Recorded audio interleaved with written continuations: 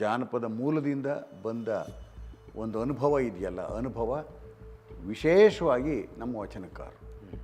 ಯಾಕೆಂದರೆ ವಚನಕಾರರು ನಮ್ಮ ಕನ್ನಡವನ್ನು ಕಟ್ಟುವ ಒಂದು ಬಗೆ ಇದೆಯಲ್ಲ, ಅದನ್ನು ಇವತ್ತೂ ಕೂಡ ನಾವ್ಯಾರೂ ಮಾಡ್ತಾ ಇಲ್ಲ. ದೊಡ್ಡ ಉನ್ನತ ಶಿಕ್ಷಣ ಇರುತ್ತೆ, ಪದಕ್ಕಾಗಿ ಪರದಾಡ್ತೀವಿ. ಶರಣರಿಗೆ ಹೆಂಗೆ ಸಾಧ್ಯ ಆಯ್ತು? ಅದು ಕುರಿತೋದಯಂ ಕಾವ್ಯ ಪ್ರಯೋಗ ಪರಿಣತ ಮತಿಗಳು ನಾಡವರ್ಗಳು ಏನು ಹೇಳ್ತಾನೆ ನಮ್ಮ ಮಾರ್ಗಕಾರ, ಅದಕ್ಕನುಗುಣವಾದ ರೀತಿಯೊಳಗೆ ಅವರಲ್ಲಿ ಆ ಸೃಜನ ಶಕ್ತಿ ಇತ್ತು. ಕಾಲ ಅನ್ನೋದು ಇದೆಯಲ್ಲ, ನಿಂತ ನೀರಲ್ಲ, ಅದು ಹರಿಯುವ ಪ್ರವಾಹ. ಅದು ಮೊಟ್ಟ ಮೊದಲಿಗೆ ನನಗೆ ನಮ್ಮ ದೇಶದ ಸಂದರ್ಭದೊಳಗೆ ನೇರವಾಗಿ ಆ ಚಾತುರ್ವರ್ಣ ವ್ಯವಸ್ಥೆಯನ್ನು, ಅರ್ಥಾತ್ ವೈದಿಕ ವ್ಯವಸ್ಥೆಯನ್ನು, ಬ್ರಾಹ್ಮಣ್ಯವನ್ನು ವಿರೋಧಿಸಿ ಮಾತನಾಡಿದವರು ಶರಣರು ಅಂತ ನನಗನ್ನಿಸುತ್ತೆ. ಈ ಹೊತ್ತಿಗೂ ಕೂಡ ಸಂಸ್ಕೃತಿಗೆ ಸಂಬಂಧಪಟ್ಟಂತೆ ನಮ್ಮ ವಚನಕಾರರು ಎತ್ತಿದ ಪ್ರಶ್ನೆಗಳಿದಾವಲ್ಲ, ಈ ಹೊತ್ತಿಗೂ ನಮ್ಮಲ್ಲಿ ಜೀವಂತವಾಗಿದ್ದಾವೆ. ನಮ್ಮ ಕನ್ನಡವೂ ಕೂಡ ಬೇರೆ ಭಾಷೆಗಳಿಗೆ ಕೊಟ್ಟಿದೆ, ಅನ್ಯ ಭಾಷೆಗಳ ಮುಖೇಣವಾಗಿ ಪಡ್ಕೊಂಡಿದೆ. ಅಲ್ಲಿಯ ಒಂದು ಪರಿಚಯ ಭಾಷೆ ಅದು ಇದೆಯಲ್ಲ, ಅದಕ್ಕಿಂತಲೂ ನನಗೆ ಓದಿನ ಮುಖೇಣವಾಗಿ ನಮ್ಮ ಕನ್ನಡದ ಬಹುತ್ವ ಪರಿಚಯ ಜಾಸ್ತಿ. ಕುವೆಂಪು ಅವರು ಗದ್ಯದಲ್ಲಿ ಬಳಸುವ ಭಾಷೆ ನೋಡಿ, ಅವ್ರ ಕಾದಂಬರಿಗಳಲ್ಲಿ ಇದೆಯಲ್ಲ, ಕಾದಂಬರಿಗಳಲ್ಲಿ ಒಂದೇ ನೆಲದೊಳಗಿನ ಬಹುತ್ವದ ಕನ್ನಡವನ್ನು ನಾವು ಕಾಣ್ತಾ ಹೋಗ್ತೇವೆ. ದನಿ ಇದೆಯಲ್ಲ, ಜನರ ದನಿಯೇ ನಮ್ಮ ಕನ್ನಡದ ನಿಜವಾದ ಸ್ಟ್ಯಾಂಡರ್ಡ್. ನನ್ನ ಯಾವುದೇ ಕವಿತೆಯೂ ಕೂಡ ಕೇವಲ ಕಲ್ಪನೆಯೊಳಗೆ ಹುಟ್ಟಿರೋದಿಲ್ಲ. ಎಲ್ಲವೂ ಕೂಡ ನನ್ನ ಅನುಭವದ ದ್ರವ್ಯಗಳೇ ಹೊರತು ಬೇರೆ ಅಲ್ಲ. ನಾನು ಯಾವತ್ತೂ ಯಾವುದೇ ಒಂದು ಪಕ್ಷದ ಸದಸ್ಯ ಅಲ್ಲ. ನೀವು ಗಮನಿಸ್ತಾ ಬನ್ನಿ, ಶಿಕ್ಷಣ ಅನ್ನೋದು ಉಚಿತ ಅಲ್ಲ, ವ್ಯಾಪಾರ. ಹೊಟ್ಟೆ ತುಂಬಿದವರಿಗೆ ಬಡವರ ಸಂಕಟ ಅರ್ಥವಾಗಲ್ಲ. ನನಗೆ ನಂಬಿಕೆ ಇರೋದು ಮ್ಯಾನ್ಯುಯಲ್ ಇದರಲ್ಲಿ, ಬ್ಯಾಲೆಟ್ ಪೇಪರಲ್ಲಿ. ಆ ನಂಬಿಕೆ ಇವತ್ತು ನೀವು ಯಾರೇ ಎಷ್ಟೇ ಮಾತಾಡಿದರೂ ಕೂಡ ನನಗೆ ಇದ್ರ ಬಗ್ಗೆ ನಂಬಿಕೆ ಇಲ್ಲ. ಇವತ್ತು ಕೂಡ ನಾನು ಹೇಳ್ತಾ ಇದ್ದೀನಿ, ನಮ್ಮ ಎಲ್ಲ ಅಕಾಡೆಮಿಯವ್ರಿಗೂ ಯಾರ್ಯಾರೋ ಇದ್ದಾರಲ್ಲ ಅವ್ರಗಳಿಗೆ ಹೇಳೋದು ಇದೇನೇನೆ, ನೀವು ಅಲ್ಲಿ ಕೂತ್ಕೊಂಡಿದ್ದಾಗ ಸರ್ಕಾರದ ನಡೆಗಳನ್ನು ನೀವು ಪ್ರಶ್ನಿಸಬೇಕು. ಸರ್ಕಾರದ ಅನುಷ್ಠಾನದ ಕ್ರಮಗಳಿರ್ತಾವಲ್ಲ ಅವು ಪ್ರಶ್ನಿಸಬೇಕು. ಅದನ್ನು ಮಾಡಲಿಲ್ಲ ಅಂತಂತಂದ್ರೆ ಏನು ಬಂತು? ಇಂಗ್ಲೀಷ್ ಮಾಧ್ಯಮ ತಂದು ಇವತ್ತು ಲಕ್ಷಾಂತರ ಮಕ್ಕಳು ಕನ್ನಡನೂ ಕಲ್ತಿಲ್ಲ, ಇಂಗ್ಲೀಷು ಕಲ್ತಿಲ್ಲ, ಡ್ರಾಪ್ಔಟ್ಸ್ ಆಗಿದ್ದಾರೆ. ಸಾಮಾಜಿಕವಾದಂಥ ಒಂದು ಆರೋಗ್ಯಕರ ವಾತಾವರಣ ಏನಿದೆಯಲ್ಲ, ಆ ವಾತಾವರಣ ನಿರ್ಮಾಣವಾಗುವವರೆಗೆ ಈ ಶಿಕ್ಷಣ ಪಡ್ಕೊಂಡು ನಾವು ಮೌನವಾಗಿದ್ದರೆ ಏನರ್ಥ? ಎಷ್ಟು ಜನ ಅಂಬೇಡ್ಕರ್ ಹೇಳಿದ ರೀತಿಯೊಳಗೆ ಶಿಕ್ಷಣವನ್ನು ಪಡ್ಕೊಂಡು ಅಂಬೇಡ್ಕರ್ ವಿರೋಧಿ ನೆಲೆಯೊಳಗೆ ಅಂಬೇಡ್ಕರ್ ವಾದಿಗಳೇ ಇದ್ದಾರೆ, ಅಂಬೇಡ್ಕರ್ ಹೆಸರೆತ್ತೋರೇ ಇದ್ದಾರೆ. ನಮ್ಮ ಶಿಕ್ಷಣ ಅಂಬೇಡ್ಕರ್ ನಿರೀಕ್ಷಿಸಿದ ಶಿಕ್ಷಣವಾಗಿ ಉಳಿದಿಲ್ಲ. ಒಬ್ಬ ರಾಜಕಾರಣಿ, ಒಬ್ಬ ಧರ್ಮಗುರು ಸ್ವಾರ್ಥಿ ಆದರೆ ಅವನ ಸುತ್ತ ಹಿಂಬಾಲಕರೆಲ್ಲರೂ ಕೂಡ ಅಜ್ಞಾನಿಗಳಾಗ್ತಾರೆ. ಅಂಥ ವಾತಾವರಣ ನಮ್ಮ ನಡುವೆ ಇದೆ. ದೇಶದ ಚರಿತ್ರೆಯನ್ನು, ವರ್ತಮಾನವನ್ನು ನೋಡ್ಕೊಂಡು ಬಂದರೆ ಮಹಾಮನೆ ಒಂದೇ. ಅದು 12ನೇ ಶತಮಾನದೊಳಗೆ ಈ ನೆಲದೊಳಗೆ ಹುಟ್ಟಿದ್ದು ಮಹಾಮನೆ. ತಳಮೂಲದಲ್ಲಿದ್ದಂಥವರನ್ನು ಮೇಲಕ್ಕೆ ಬಂದು ಅವ್ರು ಹೇಗೆ ಮಾತನಾಡಬೇಕು ಅಂತಂದರೆ ನಮ್ಮ ಅಂಬಿಗರ ಚೌಡಯ್ಯನಂತೆ ಮಾತಾಡೋದು. ಅಂಬಿಗ ಎಂದು ಕುಂದು ನುಡಿಯದಿರು, ನಂಬಿದಡೆ ಒಂದೇ ಹುಟ್ಟಲಿ ಕಡೆಯ ಹಾಯಿಸುವೆನು ನಂಬಿಗ ಚೌಡಯ್ಯ ಅಂತಂದು ನಂಬಿಗ ಚೌಡಯ್ಯ. ಆ ನೈತಿಕ ಶಕ್ತಿ, ಆತ್ಮಪ್ರತ್ಯಯದ ಆ ಕೆಚ್ಚು ಇದೆಯಲ್ಲ, ಆ ಕೆಚ್ಚು ಬರಬೇಕು.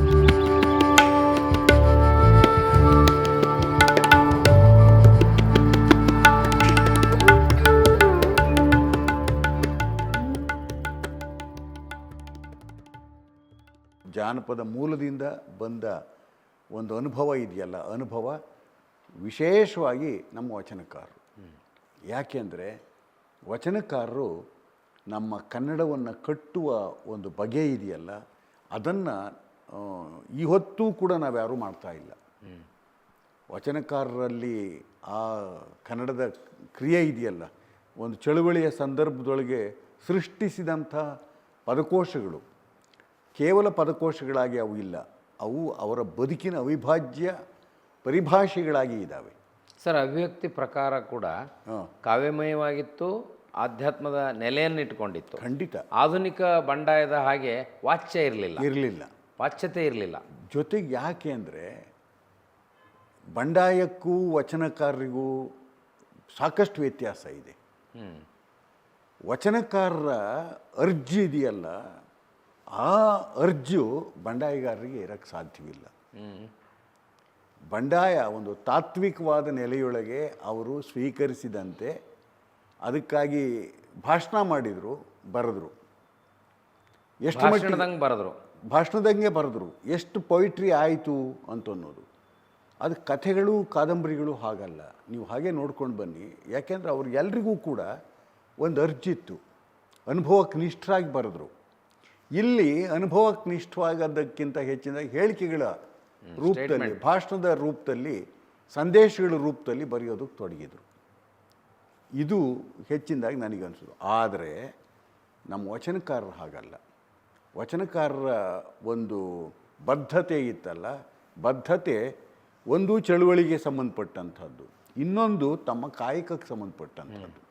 ಕಾಯಕ ಮೂಲದ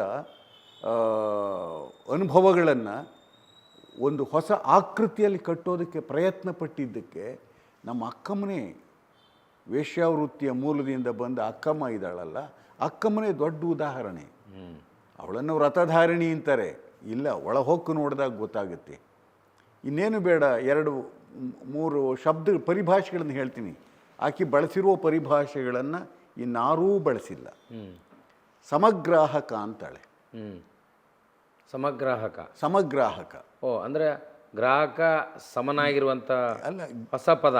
ಗ್ರಾಹಕ ಗಿರಾಕಿ, ವಿಟ ವೇಶ್ಯೆಗೆ ವಿಟ ಅವನು, ಗಿರಾಕಿ ಅವನು. ಸಮಗ್ರಾಹಕ ಅನ್ನುವಾಗ ನಾನು ಅವನಿಗೆ ಸಮಗ್ರಾಹಕಳು, ಅವನು ನನಗೆ ಸಮಗ್ರಾಹಕ. ನಮ್ಮಿಬ್ಬರಿಗೂ ಸಮಾನವಾದ ಗ್ರಾಹಕತ್ವ ಇದೆ, ಇಬ್ಬರಿಗೂ ಅಗತ್ಯ ಇದೆ. ನನಗೆ ಹಣದ ಅಗತ್ಯ ಇದೆ, ಅವನಿಗೆ ದೇಹದ ಅಗತ್ಯ ಇದೆ. ನೀವು ಯಾವ ಥರದಲ್ಲಾದರೂ ವ್ಯಾಖ್ಯಾನಿಸ್ಕೊಂಡು ಹೋಗಿ, ಆ ಸಮಗ್ರಾಹಕ ಅನ್ನುವ ಶಬ್ದ ಇದೆಯಲ್ಲ ಸರ್, ಅದು ಆಧುನಿಕ ಕನ್ನಡದಲ್ಲಿ ಎಲ್ಲೂ ಕಾಯಿನ್ ಆಗಿರದೇ ಇರುವಂಥ, ಎಲ್ಲೂ ಯಾರೂ ಬಳಸಿಲ್ಲ. ಸರ್, ಆ ಸಮಗ್ರಾಹಕ ಅನ್ನೋದನ್ನು ವಿಶೇಷವಾಗಿ ಆ ವೃತ್ತಿ ಮೂಲದ ಅಸ್ಮಿತೆಯನ್ನು ಹೇಳುವಂಥದ್ದು. ಅಷ್ಟೇ ಮಟ್ಟಿಗೆ ಇನ್ನೊಂದು ಶಬ್ದ ಬಳಸ್ತಾಳೆ ಅದಕ್ಕೆ ಪೂರಕವಾದ ರೀತಿಯೊಳಗೆ, ಸಮಶೀಲಕ ಅಂತಾಳೆ. ಶೀಲದಲ್ಲಿಯೂ ಕೂಡ ನಾವಿಬ್ಬರು ಸಮಾನರು. ಸಮಶೀಲಕ ಅಂತಾಳೆ, ತುಡುಗುಣಿಗ ಅಂತಾಳೆ. ಈ ಥರದ 18 ಶಬ್ದಗಳನ್ನು ನಾನು ಅವಳಲ್ಲಿ ಗುರುತಿಸಿದ್ದೀನಿ. ಲಭ್ಯ ಇರುವ ಕೆಲವೇ ವಚನಗಳಲ್ಲಿ ಅಲ್ಲಿ ಜೊತೆಗೆ ಒಂದು ನೈತಿಕವಾದಂಥ ಚೌಕಟ್ಟನ್ನು ತನ್ನ ಕಾಯಕಕ್ಕೆ ಹಾಕ್ಕೊಳ್ತಾಳೆ. ನನಗೆ ಇತ್ತೀಚಿನ ಸೆಕ್ಸ್ ವರ್ಕರ್ಸ್ ಅಂತ ಅನ್ನಿಸ್ಕೊಂಡವರು ಕೋರ್ಟಿನ ಮೆಟ್ಲು ಹತ್ತಿದ್ದಾರೆ, ನಮಗೆ ಒಂದು ಹಕ್ಕು, ಒಂದು ಮಾನ್ಯತೆ ಕೊಡಿ ಅಂತನ್ನೋ ರೀತಿ ಒಳಗೆ. ಅವಳು ಯಾರ ಮಾನ್ಯತೆಗೂ ಕಾಯ್ತಾ ಇರಲಿಲ್ಲ. ಎಷ್ಟು ಮಟ್ಟಿಗೆ ತನಗೆ ತಾನು ನಿಯಂತ್ರಣ ಹಾಕ್ಕೊಂಡ್ಲು ಅಂತಂದರೆ 3 ವ್ರತಗಳನ್ನು ವೈಯಕ್ತಿಕವಾದ ನೆಲೆಯೊಳಗೆ ಅಳವಡಿಸ್ಕೊಳ್ತಾಳೆ. ಅದು ಆ 3 ವ್ರತಗಳಿಗೆ ಸಂಬಂಧಪಟ್ಟಂತೇನೆ ಸಮಶೀಲಕ, ಸಮಗ್ರಾಹಕ ಈ ಶಬ್ದಗಳು, ಪರಿಭಾಷೆಗಳು ಬಂದಿರೋದು. ಇದು ಒಂದು ಚಳುವಳಿ ಹೇಗೆ ಭಾಷೆಯ ಸಂದರ್ಭದಲ್ಲಿಯೂ ಕೂಡ ಹೊಸ ಸೃಷ್ಟಿಗಳನ್ನು ಕೊಡುತ್ತೆ ಅಂತನ್ನೋದಕ್ಕೆ. ಸರ್, ಅಷ್ಟು ಅದ್ಭುತವಾದ ಭಾಷೆಯನ್ನು ಬಳಸಲಿಕ್ಕೆ ಅವರಿಗೆ ಶಿಕ್ಷಣ ಇರಲಿಲ್ಲ ಅಂದರೂ ಹೆಂಗೆ ಸಾಧ್ಯ ಆಯ್ತು? ಹೆಂಗೆ ಸಾಧ್ಯ ಅಂತ ಈಗ ನಮ್ಮ ಕವಿಗಳು ನೋಡ್ರಿ, ನಾವೆಲ್ಲ ಪೋಸ್ಟ್ ಗ್ರ್ಯಾಜುಯೇಷನ್ ಮಾಡಿರ್ತೀವಿ, ದೊಡ್ಡ ಉನ್ನತ ಶಿಕ್ಷಣ ಇರುತ್ತೆ, ಪದಕ್ಕಾಗಿ ಪರದಾಡ್ತೀವಿ. ಶರಣರಿಗೆ ಹೆಂಗೆ ಸಾಧ್ಯ ಆಯ್ತು? ಅದು ಕುರಿತೋದಯಂ ಕಾವ್ಯ ಪ್ರಯೋಗ ಪರಿಣತ ಮತಿಗಳು ನಾಡವರ್ಗಳು ಏನು ಹೇಳ್ತಾನೆ ನಮ್ಮ ಮಾರ್ಗಕಾರ, ಅದಕ್ಕನುಗುಣವಾದ ರೀತಿಯೊಳಗೆ ಅವರಲ್ಲಿ ಆ ಸೃಜನ ಶಕ್ತಿ ಇತ್ತು. ಸರ್, ಜಾನಪದದಲ್ಲಿ ನಾವು ಅದನ್ನು ನೋಡ್ತೀವಿ. ಇವರು ಜಾನಪದೀಯರೇನೆ. ಯಾಕೆಂದರೆ ವಚನ ಮೂಲ ನೀವು ಹೋಯ್ತು ಅಂತಂತಂದರೆ ಅದು ಜಾನಪದದಲ್ಲೇ ಬೇರ್ಬಿಟ್ಟೈತೆ, ಹೊರಗಡೆ ಎಲ್ಲೂ ಬೇರ್ಬಿಟ್ಟಿಲ್ಲ. ಇವರೆಲ್ಲ ಮೂರ್ಖರು, ವೇದ ಆಗಮ ಅವೆಲ್ಲ ಎಷ್ಟು ಶುದ್ಧಾಂಗ ಸುಳ್ಳು ಅನ್ನೋದಕ್ಕೆ ನಮ್ಮ ಜಾನಪದ ಮೂಲದಿಂದ ಬಂದವರು ಅವರು. ಆ ದೃಷ್ಟಿಯಿಂದ ಅವರ ಒಂದು ರೀತಿ ವ್ಯುತ್ಪತ್ತಿ ಶಕ್ತಿ ಅಂತೀವಲ್ಲ ನಾವು, ಅದು ಸೃಷ್ಟಿಸುವ ಗುಣ, ಆ ವ್ಯುತ್ಪತ್ತಿ ಶಕ್ತಿ ಇತ್ತಲ್ಲ, ಅದು ಅದ್ಭುತವಾದದ್ದು ಅವರು. ಆ ಕ್ರಿಯೇಟಿವ್ ಟ್ಯಾಲೆಂಟ್ ಅವರಿಗೆ, ಸೃಜನಶೀಲತ್ವ ಅನ್ನೋದು. ಯಾವ ಅಕ್ಷರ ಕಲಿತಾಕ್ಷಣಕ್ಕೆ ಸೃಜನಶೀಲತ್ವ ಬರುತ್ತೆ ಅನ್ನೋದು ಸುಳ್ಳದು. ಅನಕ್ಷರಸ್ಥರ ಎದೆಯೊಳಗೂ ಕೂಡ ಸೃಜನ ಶಕ್ತಿ ಇರುತ್ತೆ. ಆ ಕಾರಣದಲ್ಲೇ ಹೇಳಿದ್ದು ಕುರಿತೋದದೆಂ ಕಾವ್ಯ ಪ್ರಯೋಗ ಪರಿಣತ ಮತಿಗಳು ಅಂತಂದು ಮಾರ್ಗಕಾರ ಹೇಳಿದ್ದು ಈ ಹಿನ್ನೆಲೆಯೊಳಗೇನೆ. ಅವರು ಪದನರಿದು ನುಡಿಯಲು ನುಡಿದುದನಾರಯಲು ಆರ್ಪರ್ ನಾಡವರ್ಗಳು, ಇದೆಲ್ಲ ಏನು ಸಾಮಾನ್ಯವಾದ ಮಾತುಗಳಲ್ಲ. ನಮ್ಮ ಜನಪದ ಸಾಹಿತ್ಯವನ್ನು, ನಮ್ಮ ಜನಪದರ ವಿವೇಕವನ್ನು ಮತ್ತು ಸೃಜನಶೀಲ ಪ್ರತಿಭೆಯನ್ನು ಕಂಡಂತೆ ಕಟ್ಟಿರುವಂಥ ಪದಗಳಿವು. ಸರ್, ವಚನಕಾರರು, ಜನಪದರು, ದಾಸರು ಎಲ್ಲ ಹೇಳಿದ ಮೇಲೆ ನಾವೇನು ಹೊಸದನ್ನು ಹೇಳ್ತೀವಿ ಕವಿತೆಯಲ್ಲಿ ಸರ್ ಅಂತ ನಮ್ಗೆ ಅನ್ಸಂಗಿಲ್ವಾ? ಅನಿಸುತ್ತೆ. ಯಾಕೆ ಅಂದರೆ ಕಾಲ ಅನ್ನೋದು ಇದೆಯಲ್ಲ, ನಿಂತ ನೀರಲ್ಲ, ಅದು ಹರಿಯುವ ಪ್ರವಾಹ. ಅದು ಆ ಕಾಲವನ್ನೇ ಕುರಿತು ಅಲ್ಲಮಪ್ರಭುಗಳಷ್ಟು ನಮ್ಮ ಕನ್ನಡದೊಳಗೆ ಚಿಂತಿಸಿದ ಮತ್ತೊಬ್ಬ ದಾರ್ಶನಿಕ ಇಲ್ಲ ಅನಿಸುತ್ತೆ. ನಾನು ಅವರು ದಾರ್ಶನಿಕ ಅಂತ ಹೇಳ್ತಾ ಇದ್ದೀನಿ. ಯಾಕೆ ಅಂತಂದರೆ ಕಾಲವನ್ನು, ತ್ರಿಕಾಲ ಪ್ರಜ್ಞೆಯೊಳಗೆ ಬದುಕನ್ನು ನೋಡುವಂಥ ಶಕ್ತಿ ಅಲ್ಲಮಪ್ರಭುಗಿದ್ದಿತ್ತು. ಅದಕ್ಕೆ ಹಿಂದಣ ಹೆಜ್ಜೆಯ ನೋಡಿ ಕಂಡಲ್ಲದೆ ನಿಂದ ಹೆಜ್ಜೆಯ ನರಿಯಲಾಗದು, ಮುಂದಣ ಹೆಜ್ಜೆ ಉಳಿದಲ್ಲದೆ ಒಂದು ಪಾದ ನೆಲೆಗೊಳ್ಳದು. ಈ ಹಿಂದಣ ಹೆಜ್ಜೆ, ನಿಂದ ಹೆಜ್ಜೆ, ಮುಂದಣ ಹೆಜ್ಜೆ ಅಂದರೆ past, present, future. Past, present, future ಇವೆರಡನ್ನು ಏಕತ್ರಗೊಳಿಸಿ ನೋಡುವಂಥ ಒಂದು ಶಕ್ತಿ ಅವ್ರಿಗಿದ್ದಿತ್ತು. ಆ ದೃಷ್ಟಿಯಿಂದಲೇ ಇದು ಕಾಲ ನಿರವಧಿ, ಅದು ಚಲಿಸ್ತಲೇ ಇರ್ತದೆ, ಅದು ಬೇರೆ ಸ್ವರೂಪ ಪಡ್ಕೊಂಡು. ಆಮೇಲೆ ಈಗಿನ ಸವಾಲುಗಳೇ ಬೇರೆ. ಆದರೆ ಈ ಹೊತ್ತಿಗೂ ಕೂಡ ಸಂಸ್ಕೃತಿಗೆ ಸಂಬಂಧಪಟ್ಟಂತೆ ನಮ್ಮ ವಚನಕಾರರು ಎತ್ತಿದ ಪ್ರಶ್ನೆಗಳಿದಾವಲ್ಲ, ಈ ಹೊತ್ತಿಗೂ ನಮ್ಮಲ್ಲಿ ಜೀವಂತವಾಗಿದ್ದಾವೆ. ಯಾಕೆ ಅಂತಂದರೆ ಚಾತುರ್ವರ್ಣ ವ್ಯವಸ್ಥೆ ಆಗ ಸಮಾಜವನ್ನು ಹೇಗೆ ಛಿದ್ರೀಕರಣಗೊಳಿಸಿ ಮನುಷ್ಯರ ನಡುವೆ ತಾರತಮ್ಯವನ್ನು ಬಿತ್ತಿ ಬೆಳೆದಿತ್ತು, ಹಾಗೇನೇನೇ ಸಂಪತ್ತಿನ ಹಂಚಿಕೆಯೊಳಗೂ ಕೂಡ ಅದರ ಒಂದು ರಾಜಕಾರಣ ಹೇಗಿತ್ತು, ಈ ಹೊತ್ತಿಗೂ ಕೂಡ ಕೆಲವು ಬದಲಾವಣೆಗಳಾಗಿವೆ. ಮೂಲಭೂತವಾಗಿ ಆಗಬೇಕಾಗಿದ್ದ ಬದಲಾವಣೆಗಳು ಆಗಿಲ್ಲ. ಅದು ಯಾವುದು ಅಂತಂದರೆ ಸ್ಪೃಶ್ಯ, ಅಸ್ಪೃಶ್ಯ, ಜಾತಿ ಸಮಸ್ಯೆಗಳು, ಇವೆಲ್ಲ ಈಗಲೂ ಕೂಡ ಹಾಗೆ ಉಳಿದಿದ್ದಾವೆ. ಮೊಟ್ಟ ಮೊದಲಿಗೆ ನನಗೆ ನಮ್ಮ ದೇಶದ ಸಂದರ್ಭದೊಳಗೆ ನೇರವಾಗಿ ಆ ಚಾತುರ್ವರ್ಣ ವ್ಯವಸ್ಥೆಯನ್ನು, ಅರ್ಥಾತ್ ವೈದಿಕ ವ್ಯವಸ್ಥೆಯನ್ನು, ಬ್ರಾಹ್ಮಣ್ಯವನ್ನು ವಿರೋಧಿಸಿ ಮಾತನಾಡಿದವರು ಶರಣರು ಅಂತ ನನಗನ್ಸುತ್ತೆ. ಸರ್, ಈಗ ಆ ಪರಂಪರೆ ಹಿನ್ನೆಲೆ ಜೊತೆಗೆ ಬಹಳಷ್ಟು ಜನ ಕವಿಗಳು ಒಂದೇ ಕಡೆ ನೆಲೆಗೊಂಡು ಪ್ರಾದೇಶಿಕ ಭಿನ್ನತೆಯನ್ನು ನೋಡೋಂಗಿಲ್ಲ. ತಾವು ಸರ್ಕಾರಿ ವೃತ್ತಿಯಲ್ಲಿದ್ದು ಯಾವ್ಯಾವ ಪ್ರದೇಶಗಳಲ್ಲಿ ಕೆಲಸ ಮಾಡಿ ಆ ಭಾಗದ ನೆಲದ ಗುಣಗಳನ್ನು ಹೆಂಗೆ ಅರ್ಥ ಮಾಡಿಕೊಂಡ್ರಿ? ನಮ್ಮ ಕನ್ನಡ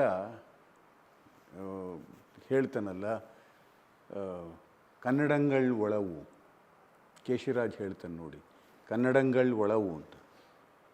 ಕನ್ನಡ ನಮ್ಮ ಕಣ್ಣಿಗೆ ಅಥವಾ ನಮ್ಮ ಕಿವಿಗೆ ಕೇಳಿಸ್ತಕ್ಕಂಥದ್ದು ಒಂದೇ ಭಾಷೆಯಾಗಿರಬಹುದು, ಆದರೆ ಪ್ರಾದೇಶಿಕವಾಗಿ ಎಷ್ಟು ಭಿನ್ನತೆಗಳಿವೆ ಅಂತನ್ನೋದಕ್ಕೆ ವಿಸ್ತಾರ ಜಾಸ್ತಿಯಾದಷ್ಟು, ಭಾಷೆಯನ್ನು ಆಡುವ ಪ್ರದೇಶದ ವಿಸ್ತಾರ ಜಾಸ್ತಿಯಾದಷ್ಟೂ ಕೂಡ ಅದು ಭಿನ್ನ ಪ್ರಭಾವಗಳಿಗೆ ಒಳಗಾಗ್ತಾ ಅದು ತನ್ನ ಚಹರೆಗಳನ್ನು ವಿಸ್ತರಿಸ್ಕೊಳ್ತಾ ಹೋಗುತ್ತೆ, ಬದಲಾಯಿಸ್ಕೊಳ್ತಲೂ ಹೋಗುತ್ತೆ.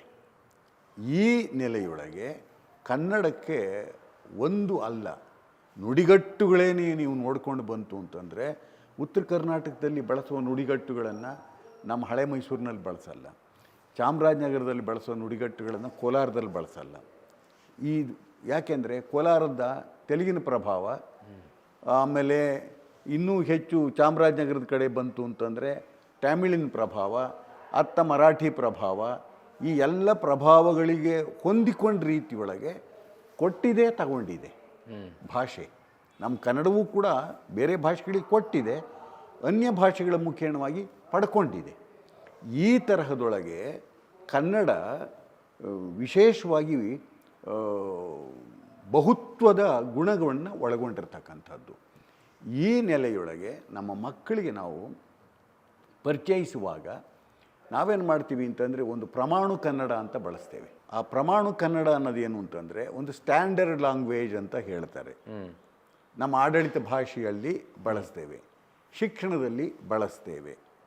ಇದನ್ನೇ ಕನ್ನಡ ಅಂತ ನಾವು ತಿಳ್ಕೊಂಡಿದ್ದೇವೆ.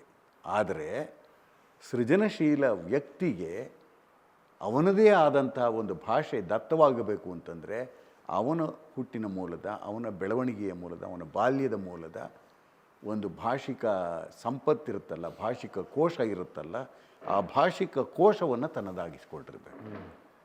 ನಮ್ಮ ಆಧುನಿಕ ಸಂದರ್ಭದಲ್ಲಿಯೂ ಕೂಡ ನಮ್ಮಲ್ಲಿ ಅಯಾಚಿತವಾಗಿ ಬರ್ತಾ ಇರುತ್ತೆ. ನನ್ನೊಳಗನಕ ಅದು ಅಯಾಚಿತವಾಗಿ ಬರುವಂಥದ್ದು. ಈಗ ಬೇಂದ್ರೆಯವರಲ್ಲೇ ನೋಡಿ, ಬೇಂದ್ರೆಯವರು ಬರೆದ ರೀತಿಯೊಳಗೆ ಯಾರ್ಯಾವರು ಬರೆಯೋಕ್ಕಾಗುತ್ತಾ? ಕಂಬಾರರ ಬರೆದ ರೀತಿಯೊಳಗೆ ಬರೆಯೋದಕ್ಕಾಗುತ್ತಾ? ಹಾಗೆ ನಮ್ಮಲ್ಲಿ ಪ್ರಯೋಗಗಳಾಗಿಲ್ಲ. ಆ ಪ್ರಯೋಗದ ಒಳಗೆ ನಾನು ತೊಡಗಿಕೊಂಡಿದ್ದೀನಿ ಅಂತಂದು ನಾನು ವಿನಯದಲ್ಲಿ ಹೇಳ್ತೀನಿ. ಎಲ್ಲೆಲ್ಲಿ ತಾವು ಸೇವೆ ಮಾಡಿದ್ರಿ ಸರ್ ಅಂತ ಉತ್ತರ ಕರ್ನಾಟಕದಲ್ಲಿ, ಕಲ್ಯಾಣ ಕರ್ನಾಟಕದಲ್ಲಿ? ನಾನು ಸಿಂಧನೂರಿನಲ್ಲಿ ಸೇವೆ ಮಾಡಿದ್ದೀನಿ, ಮಡಿಕೇರಿನಲ್ಲಿ ಸೇವೆ ಮಾಡಿದ್ದೇನೆ, ಆಮೇಲೆ ನಮ್ಮ ತುಮಕೂರು ಸುತ್ತಮುತ್ತ ಹೆಚ್ಚಿನದಾಗಿ ಸೇವೆ ಮಾಡಿರೋದು, ಚಿತ್ರದುರ್ಗದ ಹತ್ತಿರ ಹೊಸದುರ್ಗ ಇದೆಯಲ್ಲ, ಹೊಸದುರ್ಗ. ಹೀಗೆ ನನ್ನ ಸೇವಾವಧಿಯೊಳಗಿನ ಅಲ್ಲಿಯ ಒಂದು ಪರಿಚಯ ಭಾಷೆ ಅದು ಇದೆಯಲ್ಲ, ಅದಕ್ಕಿಂತಲೂ ನನಗೆ ಓದಿನ ಮುಖೇಣವಾಗಿ ನಮ್ಮ ಕನ್ನಡದ ಬಹುತ್ವ ಪರಿಚಯ ಜಾಸ್ತಿ. ಯಾಕಂದರೆ ಕಾರ್ನಾಡರು, ಕಂಬಾರು ಉತ್ತರ ಕರ್ನಾಟಕ ಭಾಷೆ ಅಂತಂದರು, ದೇವನೂರು ಮಾದೇವರು ಚಾಮರಾಜನಗರದ ಭಾಷೆ ಅಂತಂದ್ರು ಕನ್ನಡಕ್ಕೆ. ನಮ್ಮ ರಂಶ, ಆಮೇಲೆ ಬಿತ್ತಿ ಬೆಳೆದವರು ರಾವ್ ಬಹದ್ದೂರು ಅವ್ರುಗಳೆಲ್ಲ ಬಳಸಿದ ಭಾಷೆ ಎಂಥ ಇದು. ಹೆಚ್ಚಿನದಾಗಿ ನೇನು ಬೇಡಿ ಕುವೆಂಪು ಅವರು ಗದ್ಯದಲ್ಲಿ ಬಳಸುವ ಭಾಷೆ ನೋಡಿ. ಅವ್ರ ಕಾದಂಬರಿಗಳಲ್ಲಿ ಇದೆಯಲ್ಲ, ಕಾದಂಬರಿಗಳಲ್ಲಿ ಒಂದೇ ನೆಲದೊಳಗಿನ ಬಹುತ್ವದ ಕನ್ನಡವನ್ನು ನಾವು ಕಾಣ್ತಾ ಹೋಗ್ತೇವೆ. ಈ ಎಲೆಡಿಕೆ ಹಾಕ್ಕೊಳ್ತಾರೆ, ಎಲೆಡಿಕೆ ಹಾಕ್ಕೊಂಡಾಗ ಬಾಯಿ ತುಂಬ ತೊಂಬಲ ಇರುತ್ತೆ, ಅದು ತಾಂಬೂಲ, ಅದು ತೊಂಬಳ. ಅದು ಅಲ್ಲಿ ಸುಬ್ಬಣ್ಣ ಅಂತ ಒಬ್ಬ ಬರ್ತಾನೆ. ಅವನು ನಾನು ಅನ್ನೋದನ್ನು ಇಲ್ಲಿ ಆ ಬಾಯಿ ತುಂಬ ತುಂಬಿಕೊಂಡೇನೇನೆ ಹೆಂಗೆ ಹೇಳ್ತಾನೆ, ನಾಣ. ಈ ಶಬ್ದಗಳನ್ನು ಎಷ್ಟು ಚೆನ್ನಾಗಿ ಕುವೆಂಪು ಗ್ರಹಿಸಿದ್ದಾರೆ ಅಂತಂದರೆ, ಅಲ್ಲಿ ಹಳೆ ಪೈಕದವ್ರು ಮಾತನಾಡೋ ಕನ್ನಡನೇ ಬೇರೆ, ಗೌಡ್ರುಗಳು ಮಾತನಾಡೋ ಕನ್ನಡನೇ ಬೇರೆ, ಜೋಯಿಸರು ಮಾತನಾಡೋ ಕನ್ನಡನೇ ಬೇರೆ. ಆ ಎಲ್ಲ ಕನ್ನಡದ ಪರಿಚಯ ಕುವೆಂಪುಗೆ ಹೇಗಿತ್ತು ಅಂತಂದರೆ, ಅದು ನೆಲದಲ್ಲಿಗೆ ಅಯಾಚಿತವಾಗಿ ಬಂದ ಅನುಭವ. ಆ ಪ್ರಜ್ಞೆ ನಮ್ಮ ಯುವ ಪೀಳಿಗೆಗೆ ಇರಬೇಕು. ಈಗ ಬೆಂಗಳೂರಿನಲ್ಲೇ ನೀವು ನೋಡಿದರೆ, ಬೆಂಗಳೂರು ಕನ್ನಡ ಹೇಗಿದೆ ಸೂಕ್ಷ್ಮವಾಗಿ ಗಮನಿಸಿ ನೀವು. ಇಲ್ಲಿ ಬಳಕೆಯಾಗುವ ಕೆಲವು ಪದಗಳು ಎಲ್ಲರ ಬಾಯಿಲಲ್ಲೂ ಬರ್ತಾ ಇರುವಂಥದ್ದು. ಚಿತ್ರದುರ್ಗದ ಕಡೆ ಹೋಗಿ, ಅದನ್ನು ದಾಟಿ ರಾಯಚೂರು ಕಡೆಗೆ ಹೋಗಿ, ಆ ಶಬ್ದಗಳು ಕಾಣಿಸಲ್ಲ. ಯಾಕೆ? ಅದಕ್ಕೆ ಪರ್ಯಾಯವಾಗಿ ಬೇರೆ ಏನೇನೋ ಬಳಸ್ತಿರ್ತಾರೆ. ಉದಾಹರಣೆಗೆ ಆಸ್ಪತ್ರೆ ಅಂತ ನಾವು ಹೇಳ್ತೀವಿ, ಆ ಕಡೆಗೆ ಹೋದ್ರೆ ದವಾಖಾನೆ ಅಂತಾರೆ. ಅಲ್ಲಿ ಇವೆಲ್ಲ ಇವು ಕನ್ನಡದ ಶಬ್ದಗಳೇ ಅವು. ದವಾಖಾನೆಯೂ ಕನ್ನಡವೇನೇನೆ, ಆಸ್ಪತ್ರೆಯೂ ಕನ್ನಡವೇನೇನೆ, ಪೊಲೀಸು ಕನ್ನಡವೇನೇನೆ, ಆರಕ್ಷಕ ಕನ್ನಡ ಅಲ್ಲ, ಅಭಿಯಂತರ ಕನ್ನಡ ಅಲ್ಲ, ಸಂಸ್ಕೃತ. ಅವು ನಮಗೆ ಒಳಿಕೆ ಬಂದಿಲ್ವಲ್ಲ, ಸುಮ್ಮನೆ ಇಟ್ಕೊಂಡು ಬಲವಂತವಾಗಿ. ಆ ರೀತಿ ಅನುವಾದ ಯಾಕಾಯ್ತು ಸರ್? ಬಳಕೆಯಾಗದ ಪದಗಳ ಅನುವಾದದ ಅಗತ್ಯ ಇತ್ತ? ಹಿಂದಿ ಪ್ರೊಫೆಸರ್ಗಳನ್ನು ತಂದು ಆಡಳಿತ ಕನ್ನಡವನ್ನು ಬರೆಸುವುದಕ್ಕೆ ತೊಡಗಿದ್ರ ಅಪಪ್ರಯೋಗವೇ ಈ ಅಚ್ಚ ಕನ್ನಡದ ಇವತ್ತೂ ಕೂಡ ನಾವು ಕಳ್ಕೊಳ್ಳಲಾರದೇ ಇರುವ ಶಬ್ದಗಳವು. ಅಭಿಯಂತರ, ಆರಕ್ಷಕ, ಇಂಥ ಶಬ್ದಗಳು. ಅಲ್ಲ, ಉಕಾರ ಅಂತೆ ಮಾಡಿಬಿಡಬೇಕು, ಅದನ್ನೇ ಕನ್ನಡೀಕರಣ ಮಾಡ್ಬೇಕು ಅನ್ನೋಂಥ ಅಭಿಪ್ರಾಯವನ್ನು ಪುಟ್ಟಪ್ಪನವ್ರು ಹೇಳಿದ್ರಲ್ಲ ಸರ್. ಬಸ್ಸಿಗೆ ಬಸ್ಸು, ರೈಲ್ಗೆ ರೈಲು, ಮೋಟಾರು, ಆಮೇಲೆ ಇಂಜಿನಿಯರ್ಗೆ ಇಂಜಿನಿಯರ್. ಸರಿ, ಇನ್ನೇನು ಬೇಡ, ಕಾಲೇಜು. ಕಾಲೇಜು. ನಾವು ಯಾರು ಮಹಾವಿದ್ಯಾಲಯ ಅಂತ ಯಾರು ಕರೀತಾರೆ ಹೇಳಿ? ಕರೆಯಲ್ಲ, ಆಡುಭಾಷೆಯಲ್ಲಿ ಇಲ್ಲ ಅದು. ಕಾಲೇಜು ಅಂತ ಕರೀತಾರೆ. ಹೌದು. ಅಲ್ಲೂರ ಈ ಥರ ಇಂಗ್ಲೀಷ್ ಎಷ್ಟೋ ಶಬ್ದಗಳು ನಮ್ಮೊಳಕ್ಕೆ ಬಂದಿವೆ, ಕನ್ನಡ ಆಗಿದ್ದಾವೆ. ಆದರೆ ಕೃತಕ ಕನ್ನಡ ಬಳಸೋದಕ್ಕೆ ತೊಡಗಿದರೆ ಇಂಗ್ಲೀಷನ್ನು ಅದು ಗೊತ್ತಾಗುತ್ತೆ ಇದು ಒಗ್ಗಿಲ್ಲ ಅಂತ. ಆದ್ದರಿಂದ ಜನ ದನಿ ಇದೆಯಲ್ಲ, ಜನರ ದನಿಯೇ ನಮ್ಮ ಕನ್ನಡದ ನಿಜವಾದ ಸ್ಟ್ಯಾಂಡರ್ಡ್. ಅದನ್ನು ಅಳೆಯೋದಕ್ಕೆ ಯಾವುದು ಒಗ್ಗಿದೆ ಯಾವುದು ಒಗ್ಗಿಲ್ಲ ಅನ್ನೋದಕ್ಕೆ ಈ ಶಿಕ್ಷಿತರಿದಾರಲ್ಲ ಅವ್ರದ್ದಲ್ಲ. ಅವರು ಕೃತಕವಾಗಿ ಕಟ್ತಾರೆ, ಆದರೆ ಜನ ಅಯಾಚಿತವಾಗಿ ಬಳಸ್ತಾರೆ. ಸರ್, ಕವಿತೆಗೆ ವಾಪಸ್ ಬರೋದಾದರೆ, ನೀವು ಭಿನ್ನ ಹಾದಿಯ ಕವಿತೆಗಳು ಆರಂಭದಲ್ಲಿ ತಿಳಿಲಾರದ ಬರೆದ್ರಿ ಅಂತ ಹೇಳಿದ್ರಿ. ಆ ತಿಳಿಯಲಾರದ ಅನ್ನೋದರ ಉದ್ದೇಶ ಆಶಯ ಏನಾಗಿತ್ತು ಸರ್? ನವ್ಯದ ಪ್ರಭಾವ ಇಟ್ಕೋಬೇಕನ್ನಿಸ್ತೋ ಅಥವಾ ಅದು ಪರಿಣಾಮಕಾರಿ ಅಂತ ಅನ್ನಿಸ್ತೋ? ತಿಳಿಯಲಾರದ್ದು ಅನ್ನೋದಕ್ಕೆ ಭಾಷೆಯನ್ನು ನಾನು ಮಿತವಾಗಿ ಬಳಸ್ತಾ ಇದ್ದದ್ದು ಬಹುತೇಕವಾಗಿ. ಆಮೇಲೆ ನಮ್ಮ ನೆಲದ ಭಾಷೆಯನ್ನು ಹೆಚ್ಚು ಬಳಸ್ತಾ ಇದ್ದಿದ್ದು. ಮೂಲೆ ಮುಡುಕು ಅಂತಿದ್ದೆ, ಅಲ್ಲಿ ಮುಡುಕು ಇದು ಅಷ್ಟು ಹೆಚ್ಚು ಪ್ರಚಲಿತವಿರ್ತಿರಲಿಲ್ಲ ಈ ಥರದ್ದು. ಈ ಒಂದು ಪ್ರಸಂಗ ಹೇಳ್ತೀನಿ. ಮೊನ್ನೆ ನಮ್ಮ ಸಮಾಜಮುಖಿ ಸಮ್ಮೇಳನದೊಳಗೆ ಈ ಪ್ರಸಂಗವನ್ನು ನಮ್ಮ ವಿಕ್ರಮ್ ವಿಸಾಜಿ ಪ್ರಸ್ತಾಪಿಸಿದರು. ಚಂಪಾಗೂ ನನಗೂ ನಡೆದ ಒಂದು ಕಾವ್ಯಕ್ಕೆ ಸಂಬಂಧಪಟ್ಟ ಭಾಷಾ ಪ್ರಯೋಗದ ಪ್ರಸಂಗ. ಹೆಚ್ಚಿನದಾಗಿ ಎಲ್ಲರೂ ಗುರುತಿಸ್ತಾರೆ, ನನಗೇನದು ಇದಾಗಿಲ್ಲ. ಅಂದರೆ ನಾನು ಅಂತ ಹೆಮ್ಮೆಯಿಂದ ಹೇಳ್ಕೊಳ್ಬೇಕಾದ ಅಗತ್ಯ ಏನಿಲ್ಲ. ನೆಲಮೂಲದ ಕವಿ ಅಂತ ಬಳಸ್ತಾರೆ. ಅವರು ಚಂಪಾ ಕೇಳಿದರು, ನಿಮ್ಮ ನೆಲಮೂಲದ ಕವಿತೆಯಲ್ಲಿ ಈ ರಿಯಲ್ ಎಸ್ಟೇಟ್ ಇದೆಯಾ ಅಂತಂದು ರಿಯಲ್ ಎಸ್ಟೇಟ್ನ ಸಮಸ್ಯೆಗಳಿದೆಯಾ ಅಂತ ಕೇಳಿದರು. ನಾನು ಅದಕ್ಕೆ ಅಷ್ಟಕ್ಕೆ ನಿಲ್ಲಿಸ್ತಾ ವಿಕ್ರಮ್ ವಿಸಾರ್ಜಿ. ಆದರೆ ನಾನು ಕೊಟ್ಟ ಉತ್ತರವನ್ನು ಹೇಳಲಿಲ್ಲ. ಅವಳೆದೆಯ ಜಂಗಮ ನಂದು 2ನೇ ಸಂಕಲನ. ಆ ಸಂಕಲನದಲ್ಲಿ ಈ ನೆಲಮೂಲದ ಸಮಸ್ಯೆಗಳು ಹೇಗೆ ಬಂದಿವೆ ಅನ್ನೋದಕ್ಕೆ ನಮ್ಮ ಹಳ್ಳಿಯೊಳಗೆ ಸಾಕಷ್ಟು ಚೆನ್ನಾಗಿ ವ್ಯವಸಾಯ ನಡೀತಾ ಇದ್ದಿದ್ದೇನೆ. ಬರ ಬಂದಾಗ ಬರ ಇರೋದು, ಮಳೆ ಬಂದಾಗ ಚೆನ್ನಾಗಿ ಸಮೃದ್ಧವಾಗಿರೋದು ಇದೆಲ್ಲ ಇತ್ತು. ಒಂದು ಸಿಮೆಂಟ್ ಫ್ಯಾಕ್ಟ್ರಿ ಬಂತು. ಸಿಮೆಂಟ್ ಫ್ಯಾಕ್ಟ್ರಿ ಬಂದ ನಂತರದೊಳಗೆ ಸುತ್ತಮುತ್ತ ಎಷ್ಟರ ಮಟ್ಟಿಗೆ ಬದಲಾವಣೆಗಳಾದವು ಅಂತನ್ನೋದಕ್ಕೆ ತೋಟಗಳಲ್ಲಿ ಸಿಮೆಂಟಿನ ಧೂಳು ಮರಗಿಡಗಳಿಗೆ ಕೂತ್ಕೊಂಡು, ಹುಲ್ಲಿನ ಮೇಲೆಲ್ಲ ಕೂತ್ಕೊಂಡು ದನಗಳು ತಿನ್ನೋ ಬಾಯಿಗೆ ಸಿಮೆಂಟ್ ಹೋಗೋದಕ್ಕೆ ತೊಡಗಿತು. ಎಷ್ಟು ಮಟ್ಟಿಗೆ ಪಲ್ಲಟ ಆಗಿರಬಹುದು ಲೆಕ್ಕ ಹಾಕೊಳ್ಳಿ. ಹಾಲು ಕರೆಯೋದ್ರಿಂದ ಹಿಡಿದು ಇಡೀ ಪ್ರಾಣಿಗಳ ಆಯು ಪ್ರಮಾಣವನ್ನು ಒಳಗೊಂಡ ರೀತಿ ಒಳಗೆ, ನಾವು ಕುಡಿಯುವ ನೀರಿಗೂ ಕೂಡ ಅದು ಬಿದ್ದ ರೀತಿ ಒಳಗೆ ಹೆಚ್ಚಿನ ಕಡಿಮೆ ಅನಾರೋಗ್ಯಕ್ಕೆ ಎಲ್ಲರೂ ಕೂಡ ಒಳಗಾಗ್ತಾ ಬಂದರು. ಪರಿಸರ ಮಾಲಿನ್ಯ ಒಂದು ಕೈಗಾರಿಕಾ ಕ್ರಾಂತಿಯ ನಂತರದೊಳಗೆ ಹೆಂಗಾಗುತ್ತೆ ಅಂತನ್ನೋದಕ್ಕೆ ಇದನ್ನು ಸೂಕ್ಷ್ಮವಾಗಿ ಹಿಡಿದಿಟ್ಟಿದೆ. ಅವಳೆದೆಯ ಜಂಗಮ, ಅವಳ ಅಂತಂದರೆ ಭೂತಾಯಿಯ, ಎದೆಯ ಜಂಗಮ ಜೀವಜಗತ್ತು, ಜಂಗಮ ಜೀವಜಗತ್ತು.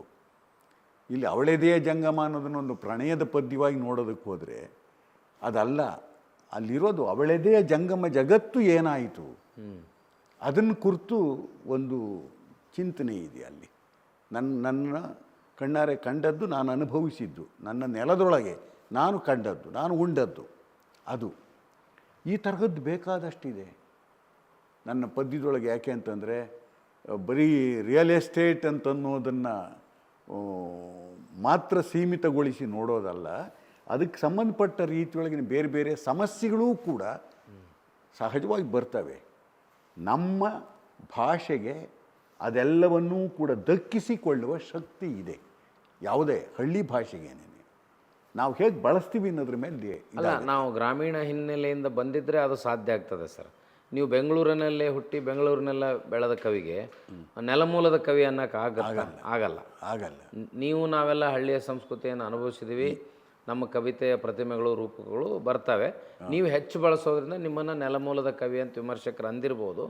ಚಂಪಾ ಅವರು ನೆಲಕ್ಕೆ ಸಂಬಂಧಪಟ್ಟ ಪ್ರಶ್ನೆಯನ್ನು ವ್ಯಂಗ್ಯವಾಗಿ ಎತ್ತಿರ್ಬೋದು. ಸ್ವಲ್ಪ ಒಂಚೂರು ಕುಟುಕು ಬುದ್ಧಿ ಅಲ್ಲ ನಮ್ಮ ಚಂಪಾ ಅವ್ರದ್ದು. ಅದ್ರ ಹಿಂದೇನು ದುರುದ್ದೇಶ ಇರಲ್ಲ, ಸುಮ್ಮನೆ ಆ ಒಂದು ಕಾರಣದಲ್ಲಿ ಕೇಳಿರೋದು. ಇನ್ನೂ ಒಂದು ನೀವು ಹೇಳಿದ್ದಕ್ಕೆ ಕೇಳ್ತಾ ಇದ್ದೀನಿ.